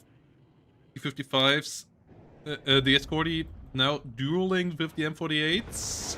Ooh, Milan 2 still gets a kill against Motostrelki, and the M48 get the kill onto the Mi-8 as well, thanks to the help of the Marder. So the T-64 here still around with a second T-64, but the forces of Partrician Ricimer up on the hill, currently in a lot of trouble. Got Golf uncaptured, so currently no tick yet. M48s get shut down by the Motostrelki. The good RPG plus the support of the T-64 doing a decent amount of work there. T-55A should be dealt with here in a minute. M48s can get a shutout. It's a stunt down T-55, but it just refuses to go down. There we go. BO-105 finally gets the kill. Next MiG-21 here coming in, but the F4F once more waiting for it. Once more should get the kill there. Does so. Good work from Mike. And Mike has air control, which is a key part of playing 5th Panzer, because those Leo 2A4s that Mike bought, they are really vulnerable to a specific unit in the 6th Motostrelki, the MiG-21 cluster. So if you trade 1-1, that's fine. You really just want to get the kill onto those MiG-21 clusters when they come around. And that Leo 2A4 in general is in a really dangerous spot there in the center, but it is also a really, really powerful unit. Issue with Leo 2s, their side armor is terrible, so having them at towns is pretty risky, because chances of side shots are heavily increased there, but they can deal with the T-64s frontally really well, and they do so right now. So that is the good part there for Mike. Should get the supply truck up again, and M48 here maybe need to come up again. Second Leo 2A4, so Mike really only going on the heaviest tanks or the lightest. Pretty interesting choices. Yeah, it's the Leopards are also pretty great in this environment due to their great acceleration and speed. Because with these so many buildings, so many line of sight blockers, it doesn't take a long time for the tank to actually get into cover if it needs be. Now, Bomber gets a perfect hit against a T-64, putting it down on half health, and the Book manages to get a shot and manages to actually kill the Tornado.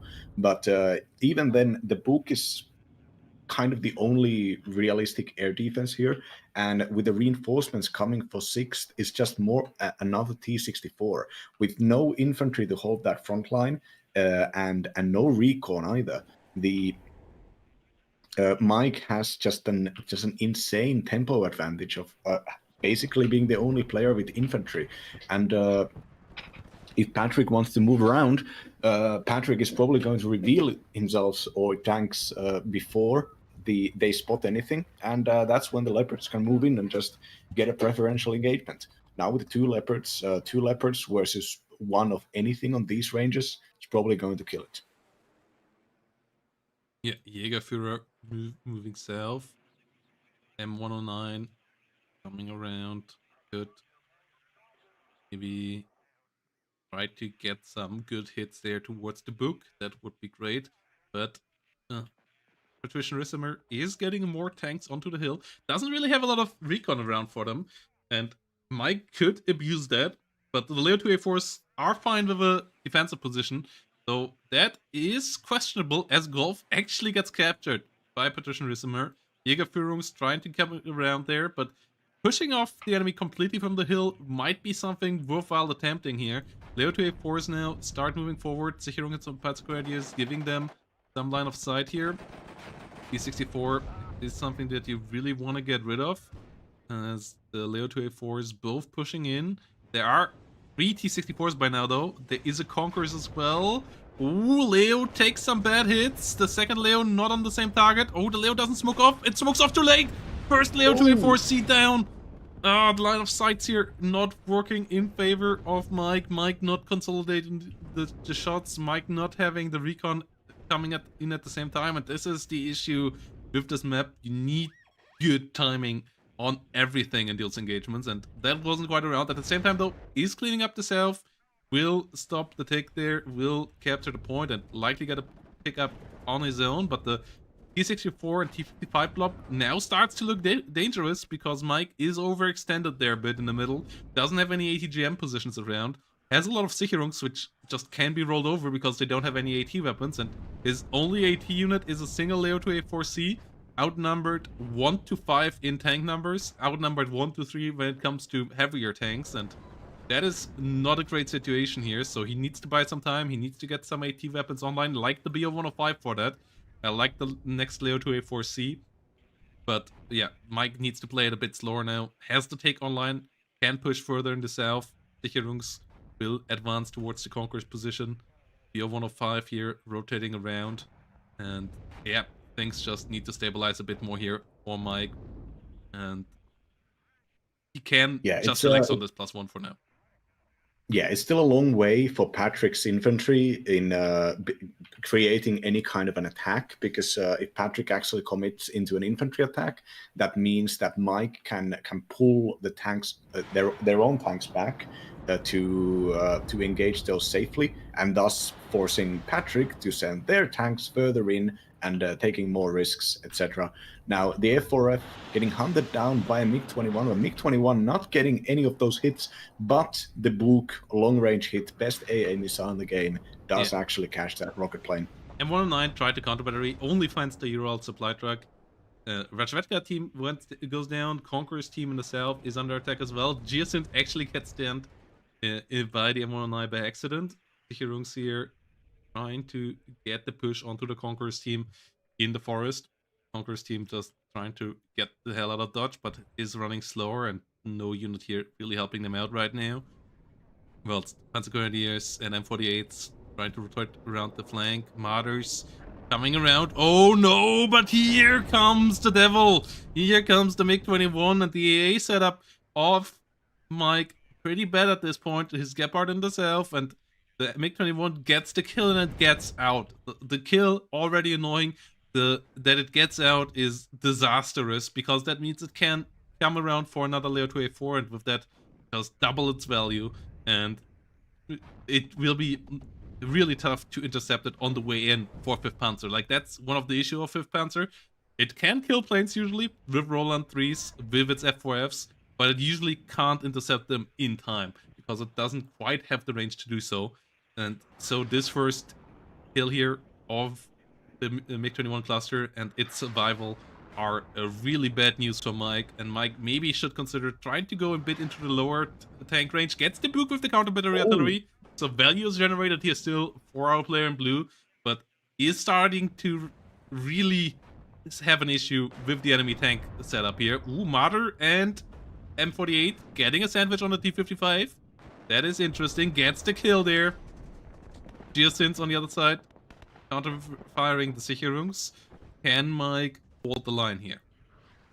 Yeah, I'd say the momentary advantage with tanks, the two Leopard 2A4Cs up there on the plateau, still is favoring Mike despite losing one of those. Now with the book destroyed, and I think it's creating a big enough smoke that Mike should know that that kill was had there. Second, MiG-21 is already up in the air. And these ones, as you said, are hugely important. They're very expensive for MiG-21s themselves. Now they are diving in, getting the kill. Oh no, and yeah, Mike Dodging the figures out. not having the AA ready, not playing against not enough against Sixth, I guess, because this is the one thing that at Swift Panzer you have to get a control of it. Fliegerfeld's just never gonna cut it in this. You need some Rolands, you need some Gepards to deal with them. Even two Gepards can do it, especially if you're putting them close to a CV so that they get upvetted, but you need those around. Instead of buying 3-4 Leos, you need to buy one Leo, two of those AA pieces early on, and protect them, because otherwise you will just keep on buying Leos whilst the enemy gets 3 units on the battlefield every single time and takes off another one, because you get 4 of those MiG-21s. And yeah, there comes another one. Will find another M48. The AA setup is not up here yet for Mike, and those minutes here are a complete disaster for a player in blue. Mike is close to completely collapsing now in the middle because he just doesn't have anything to stop those T64s, and 4 of them now advancing on him. He has one Leopard 2A4C there. He has a second Leo 2A3 coming in, but all his infantry is currently dying, and a 4th cluster bomber could be around the corner. He was too focused on trying to get things with the F4Fs, and really the Roland 3 and Gepard should have been around a long time ago. Yeah, there are now 3 MiG-21 clusters bought, all of them reloading, none of them having taken a single hit yet, with barely any air defenses up outside of these. Okay, well, now we have a Roland and Gepard finally going out there, but they're going to face 3 different bombers, and all of which are fast and reliable. And if, 3 bombers is enough to kill the Gepard and the Roland as well. And yeah, now this is the game is over now. Yeah, it was by disconnect. This is unfortunate because Mike was just about to get some kills there on some of Partrician Ricimer units, likely. But yeah, Partrician Ricimer was ahead here. The game was already going for a while. The situation was pretty tough for Mike. He likely would have gotten 1 or 2 shots here, but this is unfortunate. Losing to a disconnect, always pretty unfortunate. But yeah, Partrician Ricimer here now up 1-0, and it looked pretty promising for them. I'd say like the T64 blob especially, like there were a lot of situations where Mike could have had better engagements, could have had a little bit better luck, and actually won those, but just failing repeatedly. And the massive opener of the MiG-21 clusters, that I think it would have taken a lot of like good dice rolls, or maybe just bad decision making from Patrick's side, to actually lose that tank advantage up there on the plateau. Though if the game would have stuck in kind of a status quo for there, the points differences were still very limited. So I'd say in the late game, 5th Panzer had probably decent enough chances of getting back in the game. You get like 2 more Rolands, 2 more Gepards, you shoot down all of those, you get like 1 great engagement against the T64s, and then the enemy, after they've run out of the 1 card of T64s, have to buy their 1 card of T80s, and fighting that conventionally did have advantages for the 5th Panzer in the long term, but in that mid game, Patrick was getting some great engagements and some like straight up an advantage in the plateau. And with proper enough aggro play, I think Patrick could have probably gone through. And yeah, really unfortunate that the game was cut short here. So the situation was not looking great. Let's hope for better outcome in game number 2. Quick break, guys, and I'll be going back with Mike versus Partrician Ricimer. game 2. And we are on airport now, and I love Division 3 for these kind of games because we have 2 of my favorite divisions. And those are on the left side because of the gameplay, on the right side because of geographical location. As on the left side, we have Territorial Kommando Süd. Absolutely beautiful mixed nation division with a lot of German uh, trash reservist units, with some high quality special forces from the Germans, the Americans, and some nice strong airborne forces from the French helping out. And on the other side, we have the Rügener Gruppierung, which is a big mix out of everything around the Baltic coast for the East Germans, including some special forces as well. The Kampfschwimmerkommando on the front line. Behind that, a couple of T-55s, a couple of T-72s, a couple of Polish uh, units that try to help out, and then some long-range AA in form of the Krug and some long-range AT in form of the Mi-14. So really lovely units on both sides, and a matchup that we haven't seen all that often, if at all, because it's a mild mix here. Yeah, I can understand picking TKS here on airport, especially. Wide map. You can exploit the Fallschirmjäger B1 opener quite well. A very powerful opener unit. Also a recon unit, so it kind of can transition into a spotter for your artillery or your tanks or ATGMs, so whatever you want to build your front line with. Also, the AMX-10 here also. People will forget that actually I believe it made its debut in this division and was ridiculously overpowered even back in those days. And nowadays it's less ridiculously overpowered, but its ability to get early into places and fire a lot of shots before you've dealt with it in the first minutes or even the first seconds of the game, it's pretty serious. And we're seeing AMX-10s moving into both the southern and northern edges of what Mike is trying to build up as some kind of a fighting line. VLR-820, also a forward deploying AA gun, French AA gun, which means it's just a little bit better, or at least it used to be. I don't know if it actually stats-wise still performs better than other comparable AA guns, but this thing used to be hilariously overpowered. Now, KSK units are also pretty decent, but still standard close range, like anti-infantry special forces units with a little bit of extra price and extra stealth because they are recon units.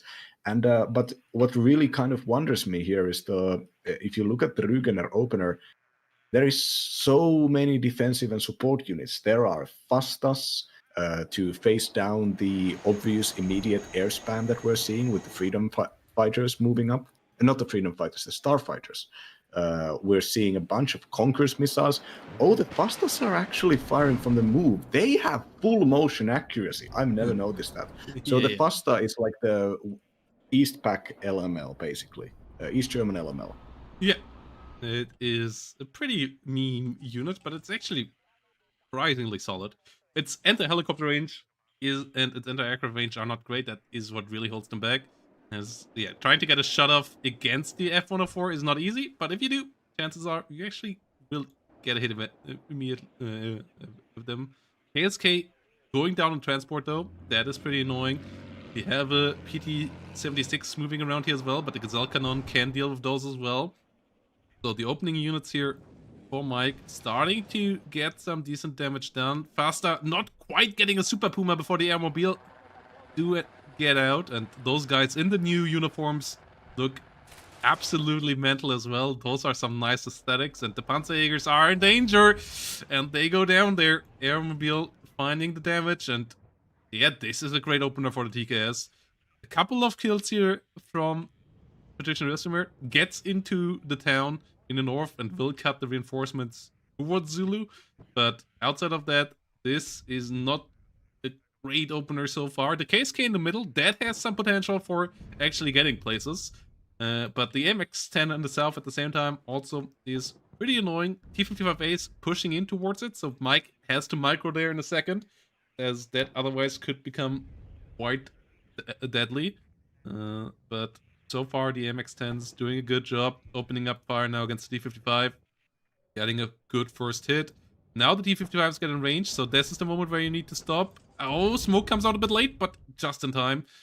Ooh, but the SU-22 cluster immediately running onto this position. Did it get the drop-off? Yes, it did get the drop-off on the right spot. Gina Rockets here, dealing some decent damage back. Fallschirmjäger B1 getting a kill there in the middle, but the taking out the AMX-10 is pretty big, and the KSK there, that is a great move for Partrician Ricimer. The Partrician really getting into a nice spot with that. Yeah, the KSK so far have won their engagements, but the problem is that there really is not a lot behind them. The reinforcements coming up north are the Motorschützen, but they are getting into a really bad location. Oh no, the air mobiles were giving a move order, but I think they will even then be able to Apilas these infantry units before they unload. Oh no! It's half of the squad destroyed, half of the force destroyed already. The D-55s down south are going to move into Milan range, basically, and they don't have any supporting units behind them.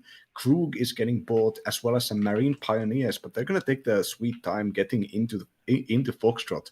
And so even though the Fagots do hold some pretty key areas here, Conqueror's Missile with the KSK are not actually acting as spotters. The recon units are not in recon positions right now. That's a little bit of a micro for Patrick here. And air mobiles being dropped and engaging the KSK already, engaging them on longer ranges. So the AK-70, the carbines of the KSK are not participating in that firefight. And Gazelle Hot also dangerously close to this Fasta, but still able to destroy a T-55. So in this way, I think Mike is playing reactively here, but Mike is also getting some better engagements. Rugener, the problem with Rugener is that if you do a KSK opener, you're going to have a really difficult time actually following it up. But if you use a TKS Special Forces opener, you can send in the Gazelle Cannons, you can send in the air mobiles, you can spam tanks that are going to arrive eventually. You have these Milan... Cluster has to reload here, losing against the Gazelle Cannon because of that.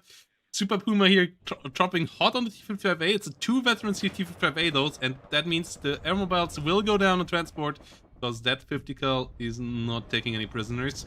And that is an important kill there. Those aeromobiles could have been great. S-22 cluster is on a good run here as well. Can shoot down the helicopters and then deal some more harm afterwards. So it is in a bit of an annoying position currently in the south for Mike. The aeromobiles were pretty key. Losing those, that is a big loss. But at the same time, the win at Zulu goes pretty hard. But Rügner is the heavier division. Rügner gets the better tanks. The Merida and the T-72 that you get access to are pretty helpful on this map. Plus, you have long ranges for the Mi-14. So if Rügner ever gets a tick online and can bunker down on that, you are in big trouble as TKS. So you need to prevent a Foxtrot entrenchment of that for them happening. Ooh, Gina in danger. Krug fires its first missile, immediately reloads, and can have a second one ready. And there we go. First hit of the day of a Krug. Gina number 2 comes around for the 30mm, gets a kill there, but there's a Fasta there as well. Doesn't get a shutout though. Krug doesn't get a shutout either. And the second airmobile that gets into towards the forest does land this time around. So Mike finally has a good AT weapon with the Apilas in that forest. The Fallschirmjäger B1 still being alive is a nice little victory as well. Only issue is that he currently has nothing really to deal with these two T-55As, as his AT jams are not in the right spots to deal with them, and they control way more ground than they are supposed to do right now. Yeah, I mean, the T-55A push here still works out largely because of the air support, I think. Now, and the Starfighters are coming in once again to deal with these helicopters that are just harassing the blue zone up north. MiG-23s and Su-22s following up, knowing that they have superior support here with the Krug getting a final hit here. Yeah, the air victories, both against the helicopters and against the airplanes, big issue for Mike. Mike is Now, Mike's investment into that fast reaction has now been thoroughly countered, and there is going to be M48 versus T55 fights. These are generally pretty equivalent tanks, but the problem is that the M48s are reservists and the T55s have the Resolute trait and also are upvetted. So that even without their smoke launchers, the T55s will probably win these fights 1-1, which means that the Overland A3 Milans are going to have to do a lot of damage, and already taking out a Fasta with the Fallschirmjäger B1 being almost close enough to actually remove the T55 with their Panzerfausts. That's also great. I don't know if I'm a fan of Patrick's constant insistence of trying to push into Zulu, but with there being such a solid defense there. But I guess you want to use your tower control to do something. And yeah, the situation here currently is pretty okay. T54 Partrician Ricimer now, as he has control over Foxtrot, and he can now take his time to push elsewhere. The question is, does he take the time though? As it doesn't look like he does right now. Fallschirmjäger B1 getting a free kill against the T55A in the north. Will lose afterwards. Green Berets there fighting versus Mordschützen. They should win that fight. They are the special forces. They have the enemies fully stressed out now. But the T55A there pushing in. Milan 1 trying to rotate around. MiG-23 there desperately trying to help out. While Seger's just pushing over the open fields towards the Fagot teams, toward the Conquerors teams. And if the towers get captured by Mike, that would be great capture by Mike. Mike now trying to rotate around in the south as well, trying to win as many fights all over the map as he can at once. Milan 1 engaging the T55A here, gets a hit. Airmobiles want to get in range there, find some more damage. Gina living a really dangerous life with the crook around, 0% ECM plane.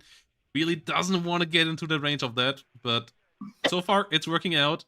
SPW, T55A, and Fagot all going down here. Gina starting to take the Me Too urines out as well.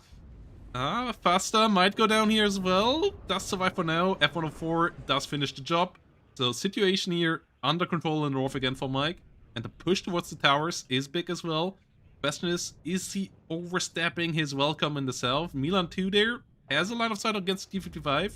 T55 AM, Merida, and the Conquerors around on the other side as well though. So I don't think Mike really has a push here. But if he doesn't overstep it, he still can do some good trades and keep the attention high whilst winning the fights in the north and even maybe getting into Alpha. And that would be a killing blow here, I think. If Alpha can be secured by Mike and he can get a couple of ATGMs around it, then Rügener has a hell of a time of getting back in there. Yeah, I mean, Patrick is sending once again more helicopters to face down this infantry push in the middle. Like the Motorschützen deployments then that in all the attacks happening towards Zulu had basically failed catastrophically, with the infantry deploying into the ranges of Mike's special forces generally, or just Apilas launchers, and sending the helicopters there is, well, I mean, now the VLRA is down. There is suddenly barely any air defenses. The Roland is way too behind, and but even the 50 cows of the M48s will be pretty effective in just doing damage to those 4 health helicopters. And I'm just feeling that all of these points could be sent to actually secure Foxtrot, which seems to be the better area to concentrate on. The enemy has so many large infantry squad. You had 10-man Pioneers, 9-man Jaegers, with the Milan 2 supporting there, and now you also have the Rolands building up. The Mike has enough units to actually kind of keep attacking with the Marine Pioneers and the Meridas down southwest, and I think that's where all reinforcement should be going right now. And the Mi2s are, they are doing some damage, and maybe will destroy the Green Beret unit, but yeah, but these are just free kills for Mirages and Starfighters. The Krug is not close enough to actually intervene in these fights. Yeah, M48 here trying to push around on the south as well. Marine Pioneer moving around, getting some more pressure up. But the SPW in the north getting in there now. This is annoying for Mike. And yeah, Mirage going down to the crew. That is pretty painful as well. And he overstepped his welcome on the south. He lost his M48, and now the counter push happens here with the Merida, and now he has not that much ready there. He has a good AT helicopter, but that is under threat by the MiG-23ML here, and does get shot down there. More M48s pushing forward. Will try to get towards the enemy, and we have a +2 now all around the board. And PKS is a division that needs its specialized units at the right spot at the right time, and they are currently not quite there. And Overland Milan 2 currently not helping out against the Merida, instead of standing in the middle of nowhere, about to be run over by some Marina Pioneers. A couple of M48s here coming around. Roland 3's finally starting to roll up here as well. And this game is far from over here, but Mike needs to get a hold of one flank again. He either needs to get the kill on the Northern forces, and he has an airmobile there with an Abulus that can deal with a T-72 and get Zulu under control, potentially push towards Alpha. He seems to move forward there now with some Jaegers. The remote grenade launcher there can be annoying, but he has an M48 to deal with that. Or he needs to stamp out the T-55 and the Conquerors in the south, but that, with just a couple of units and not that high of a technology level, it still seems to be enough to stop the TKS right now here. Yeah, I mean, the TKS is also investing a lot of units into that one area that doesn't have any points in the two towers area, and they'll be able to get back into Zulu in no time, and probably will move and try to pressure Echo as well. And the key here for Patrick is to just keep up an attack that is so powerful that it's going to draw away reinforcements that could actually extend this line. The Su-22s are functioning quite well, but with the Roland 3 around there and with a bunch of Fliegerfaust as well, it's not really safe to use them to attack this larger force of units. The bombers as well should be trying to just intervene in actual fights, in gaining something strategically. And the southern attack on Bravo, it seems to be exactly that. 12-man squads are pretty difficult to stop with infantry alone, and just getting these M48s out of the way can be a huge victory. And now here we get one of those. Gina does dodge the shot, and Su-22 does get hit. Krug finishing off the Gina in the end.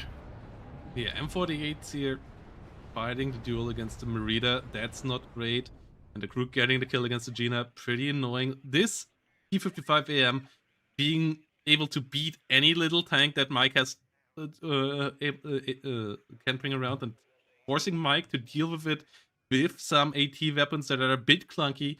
That is just such an annoyance. The one card of T-55 AM Meridas gives the Rügener such a high technological advantage in those armored fights that Rügener gets so much free ground for a really small investment, and this is a big problem right now for TKS. So this is, I think, why the Rügener pick here as a counter pick to TKS does work quite well, as TKS just can be matched all across the map with similar amount of forces, and you just have that little slight technological advantage in the armored section that, without having units that you overinvest into so that a kill on them throws you back ages.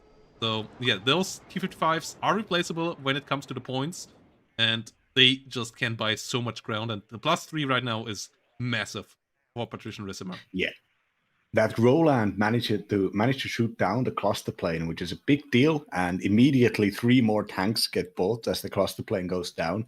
The Mike had landed the Gazelle and put the Overland A3 next to it, and they could have been taken out with a single salvo. And meanwhile, Mike's Jaegers and Pioneers are now fighting a reinforced DDR force in the north part of Zulu, not actually committing all of the available units into that fight is a mistake from Mike's part. There were a lot of like vehicles and Milans and all of these that could have kind of moved around, especially in the Milan ones could have just moved around and made it difficult for Patrick to reinforce Zulu.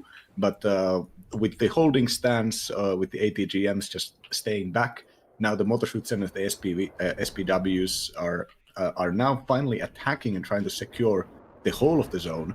Meanwhile, Mike is buying an infantry leader and 2 good infantry units to attack into the middle, into Echo. And suddenly, there is nothing left there. That is actually a complete soft spot, with the attacks happening both on the north and the south. Southern attack here is not going the greatest, but with this wide ranges for ATGMs, Mike's units can probably do something about this on the long term, but immediately in the Zulu fight, probably air support probably needed to actually deal with this. Yeah, the Zulu point has become a pretty big problem, and helicopters there could be potentially helpful as well, but he doesn't have those. Alpha Jets currently bombing the south, so they are not helping out there. And yeah, these southern engagements just have gone so badly for Mike. The Merida and a couple of T-55s really have bought so much space, and the Alpha Jets here not getting the hits that you want out of them. So that doesn't help, but only blue units dying right now. The trades are just going terrible here. Brugner has gotten the spaces that they want to, and they just can't exploit that. And TKS combined arms here is falling apart. They are not stretching the enemy thin. They're not hitting flanks. They're not hitting valuable units. And that's just where TKS usually needs to go 1 gear down and start using its M110, but we don't see that here out of Mike. Mike still tries to fight the frontal fight, and this is pretty risky. He might get some value here in the south again, and that might allow him to move over the southern flank again, but the Conquerors, oh, that Conquerors is so dangerous, and his M48s just don't hit a single shot against the Merida. Merida there still untouched. This is a big problem, whilst the Hot 2 and the Milan 2 units here trying to help out here once more, but Partrician Ricimer holding out nicely there. Good flanking move towards the center for Mike. Gets him 2+1 for a bit, whilst he brings up a couple more forces, but left the Milans undefended, and Partrician Ricimer currently doing a great job at hurting Mike where he can be touched with the wrong unit type time and again, like infantry pushing where his AT weapons are, tanks pushing where his infantry is, and getting great trades. Partrician Ricimer doing a really good job at this right now, and Mike starting to really fall behind. I liked Mike's opener, but the current situation here is looking pretty tough. Yeah, it's just that Mike doesn't really have the capacity to fortify the gains in the middle, and I think the best strategy here for Mike is to basically, for the moment, abandon Zulu and try to fortify the west side tower, the one next to the Panzermercer, and Echo, and just build a fighting line between those 2 strong points and try to face down the enemy. While down south here, these engagements are still inconclusive, but just the investment for Mike seems to be so much heavier, and the Meridas, though more powerful tanks taking out an M48 here, there are 2 more tank reinforcements coming this way, so even though they are driving into a Carl Gustav, it could be decisive for the southern fight. But yeah, it seems like Mike was floating a little bit with all of these units coming out at the same time, but those units are all deploying into the territory now captured by the enemy. This could be a catastrophe if Mike doesn't micro this away. Yeah, the Pioneers here rolling in towards the Motorschützen. They need to be managed, but at the same time, Mike currently busy in the south. Alpha Jets being called in, so the Pioneers just running up there in the north. Ooh, last second unload on all of the units. Okay, Mike just getting there in time. The Pioneers will potentially win those infantry fights, but T-72 is pushing up.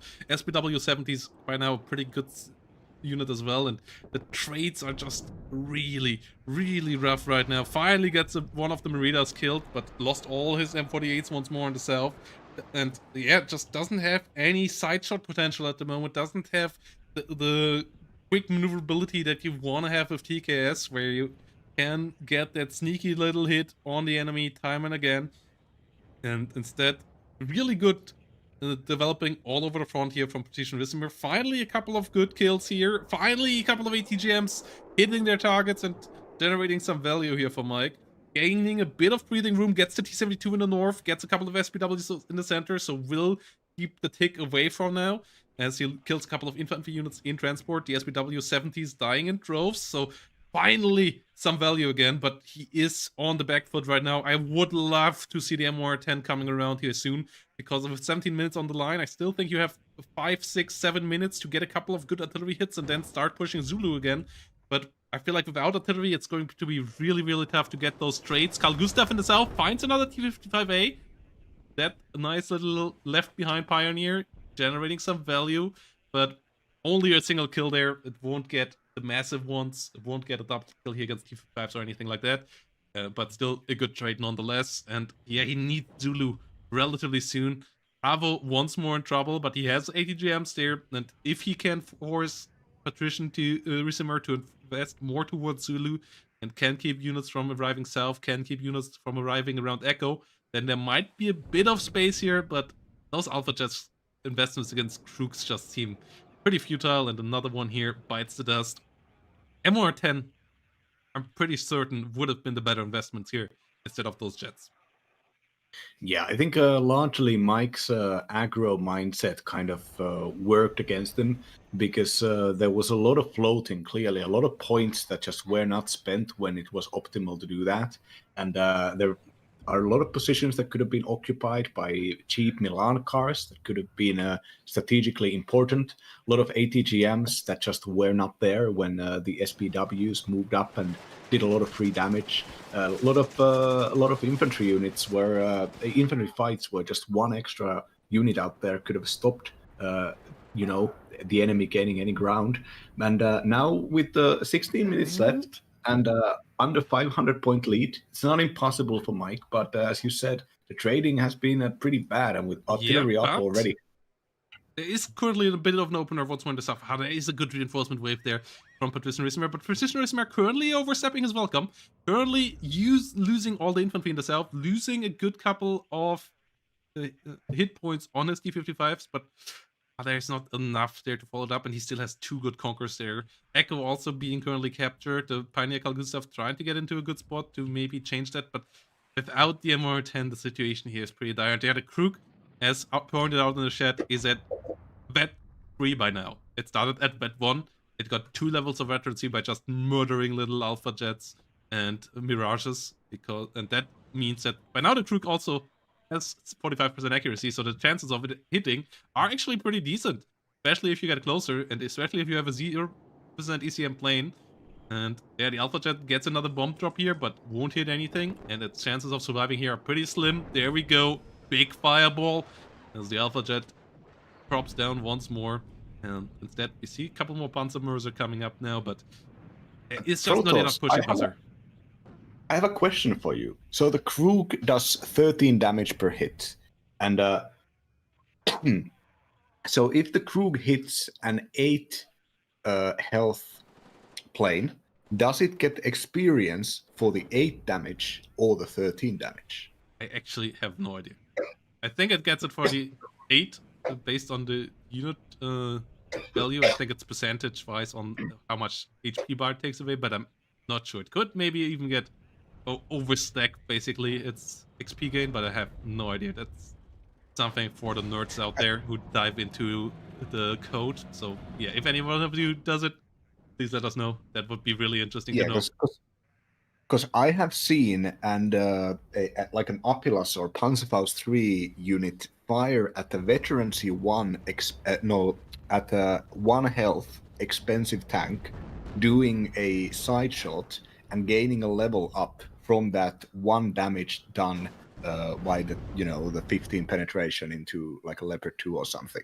So I think that it actually might get the theoretical damage, which would explain how it's gaining levels as a 155 point unit, how it's gaining levels by doing damage into those 80 point units. The cost of both units are calculated into the amount of experience that is gained in this game. Yeah, and we have a big push now from Partrician Ricimer in the south, and there's now nothing left to stop it, and that likely will finalize the situation here, because without the southern point, there is just not enough real estate left on the map for getting a good enough tick here for Mike. Mike already behind 500 points, only 30 minutes remaining. This situation here does go down, and the SU-22 HE here coming around for the Jägerführer does not get the hit. Roland 3 moving around, and not quite getting the hit there either. A lot of Modschützen moving forward and running over the Unimog. And yeah, Recon in both decks is actually pretty rare commodity. Both of these divisions, because they're not frontline divisions, don't have a lot of recon slots. So running out of recon and not having a lot of recon on the battlefield is actually pretty common with both of these divisions. So they both often use their units for recon, because especially with TKS, you use all your recon in the opener because they're also your most valuable recon units and combat units at the same time in the opener. And that means if you lose your opening units, then you start to run out of recon units in the deck completely. And it's a similar thing for Rugner. Your recon slots are so precious, so it the run Milan. out of them quite quickly there. M48's here now trying to do the alpha push, and I think this is the right choice here. I think Mike has to do this, has to try to do a deep push towards the +2 point. Maybe he gets lucky, maybe he doesn't, but there is no hope in the south. And if these units from the south ever rotate towards Echo, there is no hope for Echo either. M110 finally arrives, but it's in the last 11 minutes. Has a really good target there. Immediately towards T55. Immediately towards a couple of Modschützen as well. So the M110 should maybe find something. Gazelle Cannons here just driving through the middle as well. Like, this is the right choice for Mike. This actually might work, but it's not going to be easy. I really like the idea. Roland 3 here from behind, getting another hit against the MiG-23. And there is not that much AA here left anymore. Hooks have a weakness. They can't, or they have a couple of weaknesses. Accuracy is one of them, but they also can't hit helicopters. So the Gazelle Cannons can actually go pretty freely here because there's no anti-helicopter at all here right now. So that Gazelle Cannon Swarm could be devastating, actually. And I really like the potential for Mike's push right now. This has something to gain. Side-shotted by the Fagot. Too many M48 stacked. A lot of stress there. This is not the best start, but Gazelle Cannons here trying to find some value. Pioneer Carl Gustav finding some free Marine Pioneer with flamethrowers in the north. A couple of them still in the forest. T-55s now pushing towards the M48s here. Gazelle Cannons starting to show up. A plane or two could be helpful. M110 still trying to find the kill onto the CV tank in the middle. Hasn't really done it. Trades on both sides. Iltis trying to sneak in, but goes down to the Marine Pioneers. SU-22 gets some good hits there. CV running towards Alpha, trying to get the capture. ATGM unit comes a bit late here towards the kill against the T-55 AK. Jägerführer pushing forward. Overland, Milan moving around. M48 gets a good hit against the T-55. Down to 1 hit point. SPW going down. SPW in the north moved out as the Green Berets start to push it down as well. The M10 needs to keep on firing. Currently, a lot of things going on though, so it is not doing that just yet. The 130mm M46 doesn't have a direct fire AT capability, so the M48s can run it over. Gazelle Hots following up the Gazelle Cannons. Gazelle Cannons clean out the forest, clean out the town in the north. Merida in trouble. The Jägerführer get into the rear point. Is this actually the swing? Partrician Ricimer slowly moving up his southern Modschützen towards the flank into the north. So Mike is a bit on a timer, needs to deal enough damage until these units arrive, but there is potential for this, and I really like the Mike's decisiveness with this push. This is what was needed. If it fails, it fails, but this is his only shot for victory, and he is taking it up to a +3 right now. This actually might get close. Yeah, this is the two T-72s here obviously have no smoke, are not the best, only have 15 armor, which means they're very vulnerable to the Gazelle Hots or anything else here doing damage to them. Like everything and the kitchen sink is being thrown at Alpha right now.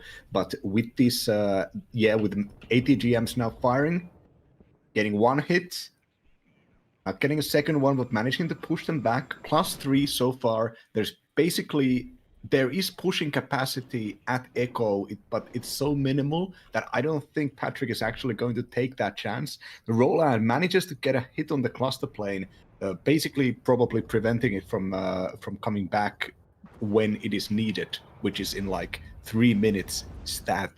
Even the last M48s are now moving in, and they are driving away the tank from Echo. ATGMs don't have ammunition here, and the Gazelle Hots are not being threatened by anything, as the Get the TV MiG-23s tank are with not... the Gazelle Hot.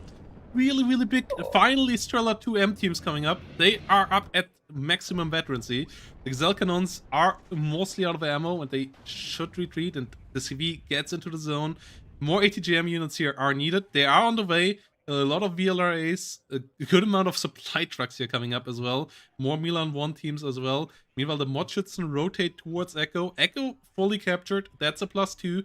+2 might be barely not enough. It's gonna be super close. Yeah, I believe +2 barely not enough. So capture back off the rear zone here would be big. A bombing run or two with the HE F-104s or so could be big. Jägerführer showing themselves right now, trying to find another smoke grenade, but they're currently still reloading that smoke grenade.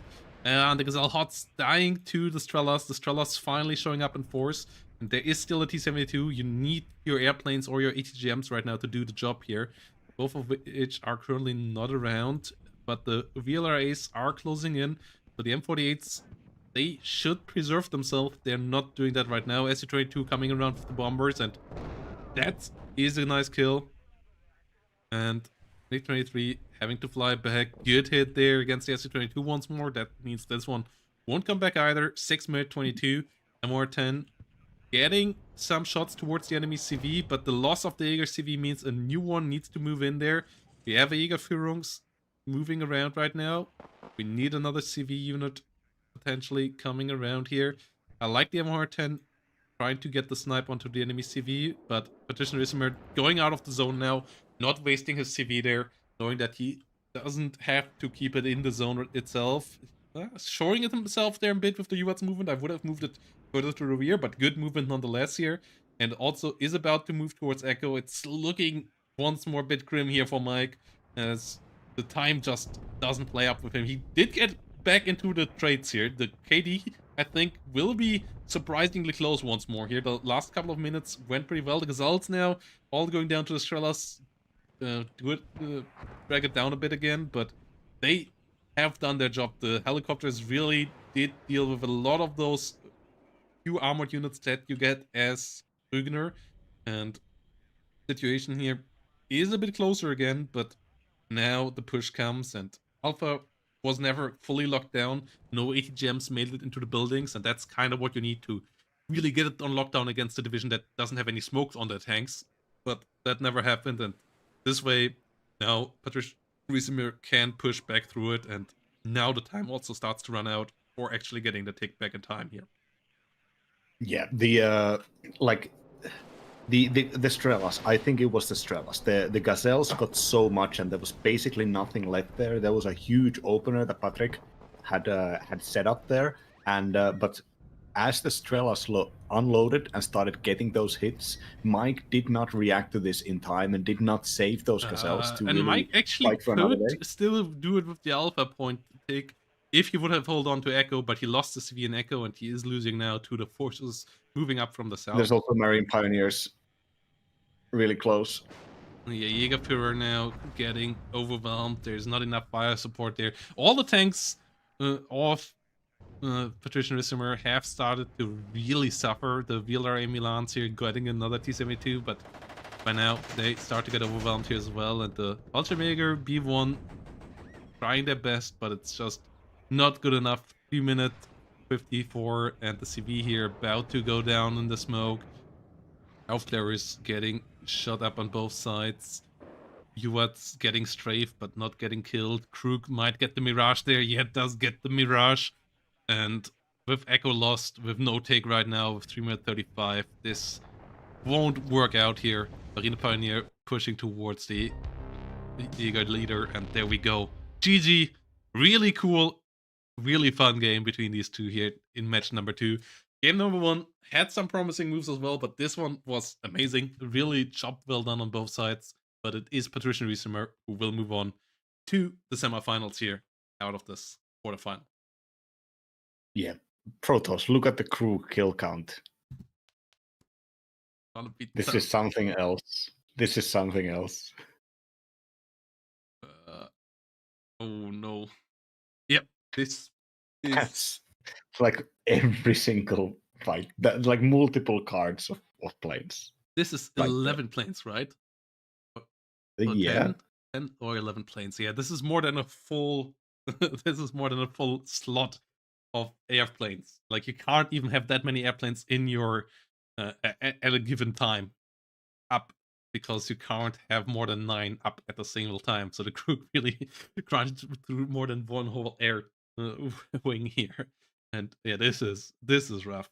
Like, it's not that many that much value per single plane, but if it gets to this number, obviously it stacks up quite big. And yeah, that's why the MR10 from the get-go, or from an earlier moment, I think would have been the better choice. Like, the first couple of planes were good, but yeah, the Krug did secure the game here, I think, for Partrician Ricimer, securing him against those pesky air units, and allowing his Meridas to really do the job as well. Like, one of the Meridas here getting an amazing kill count, the second one here doing really good for himself as well.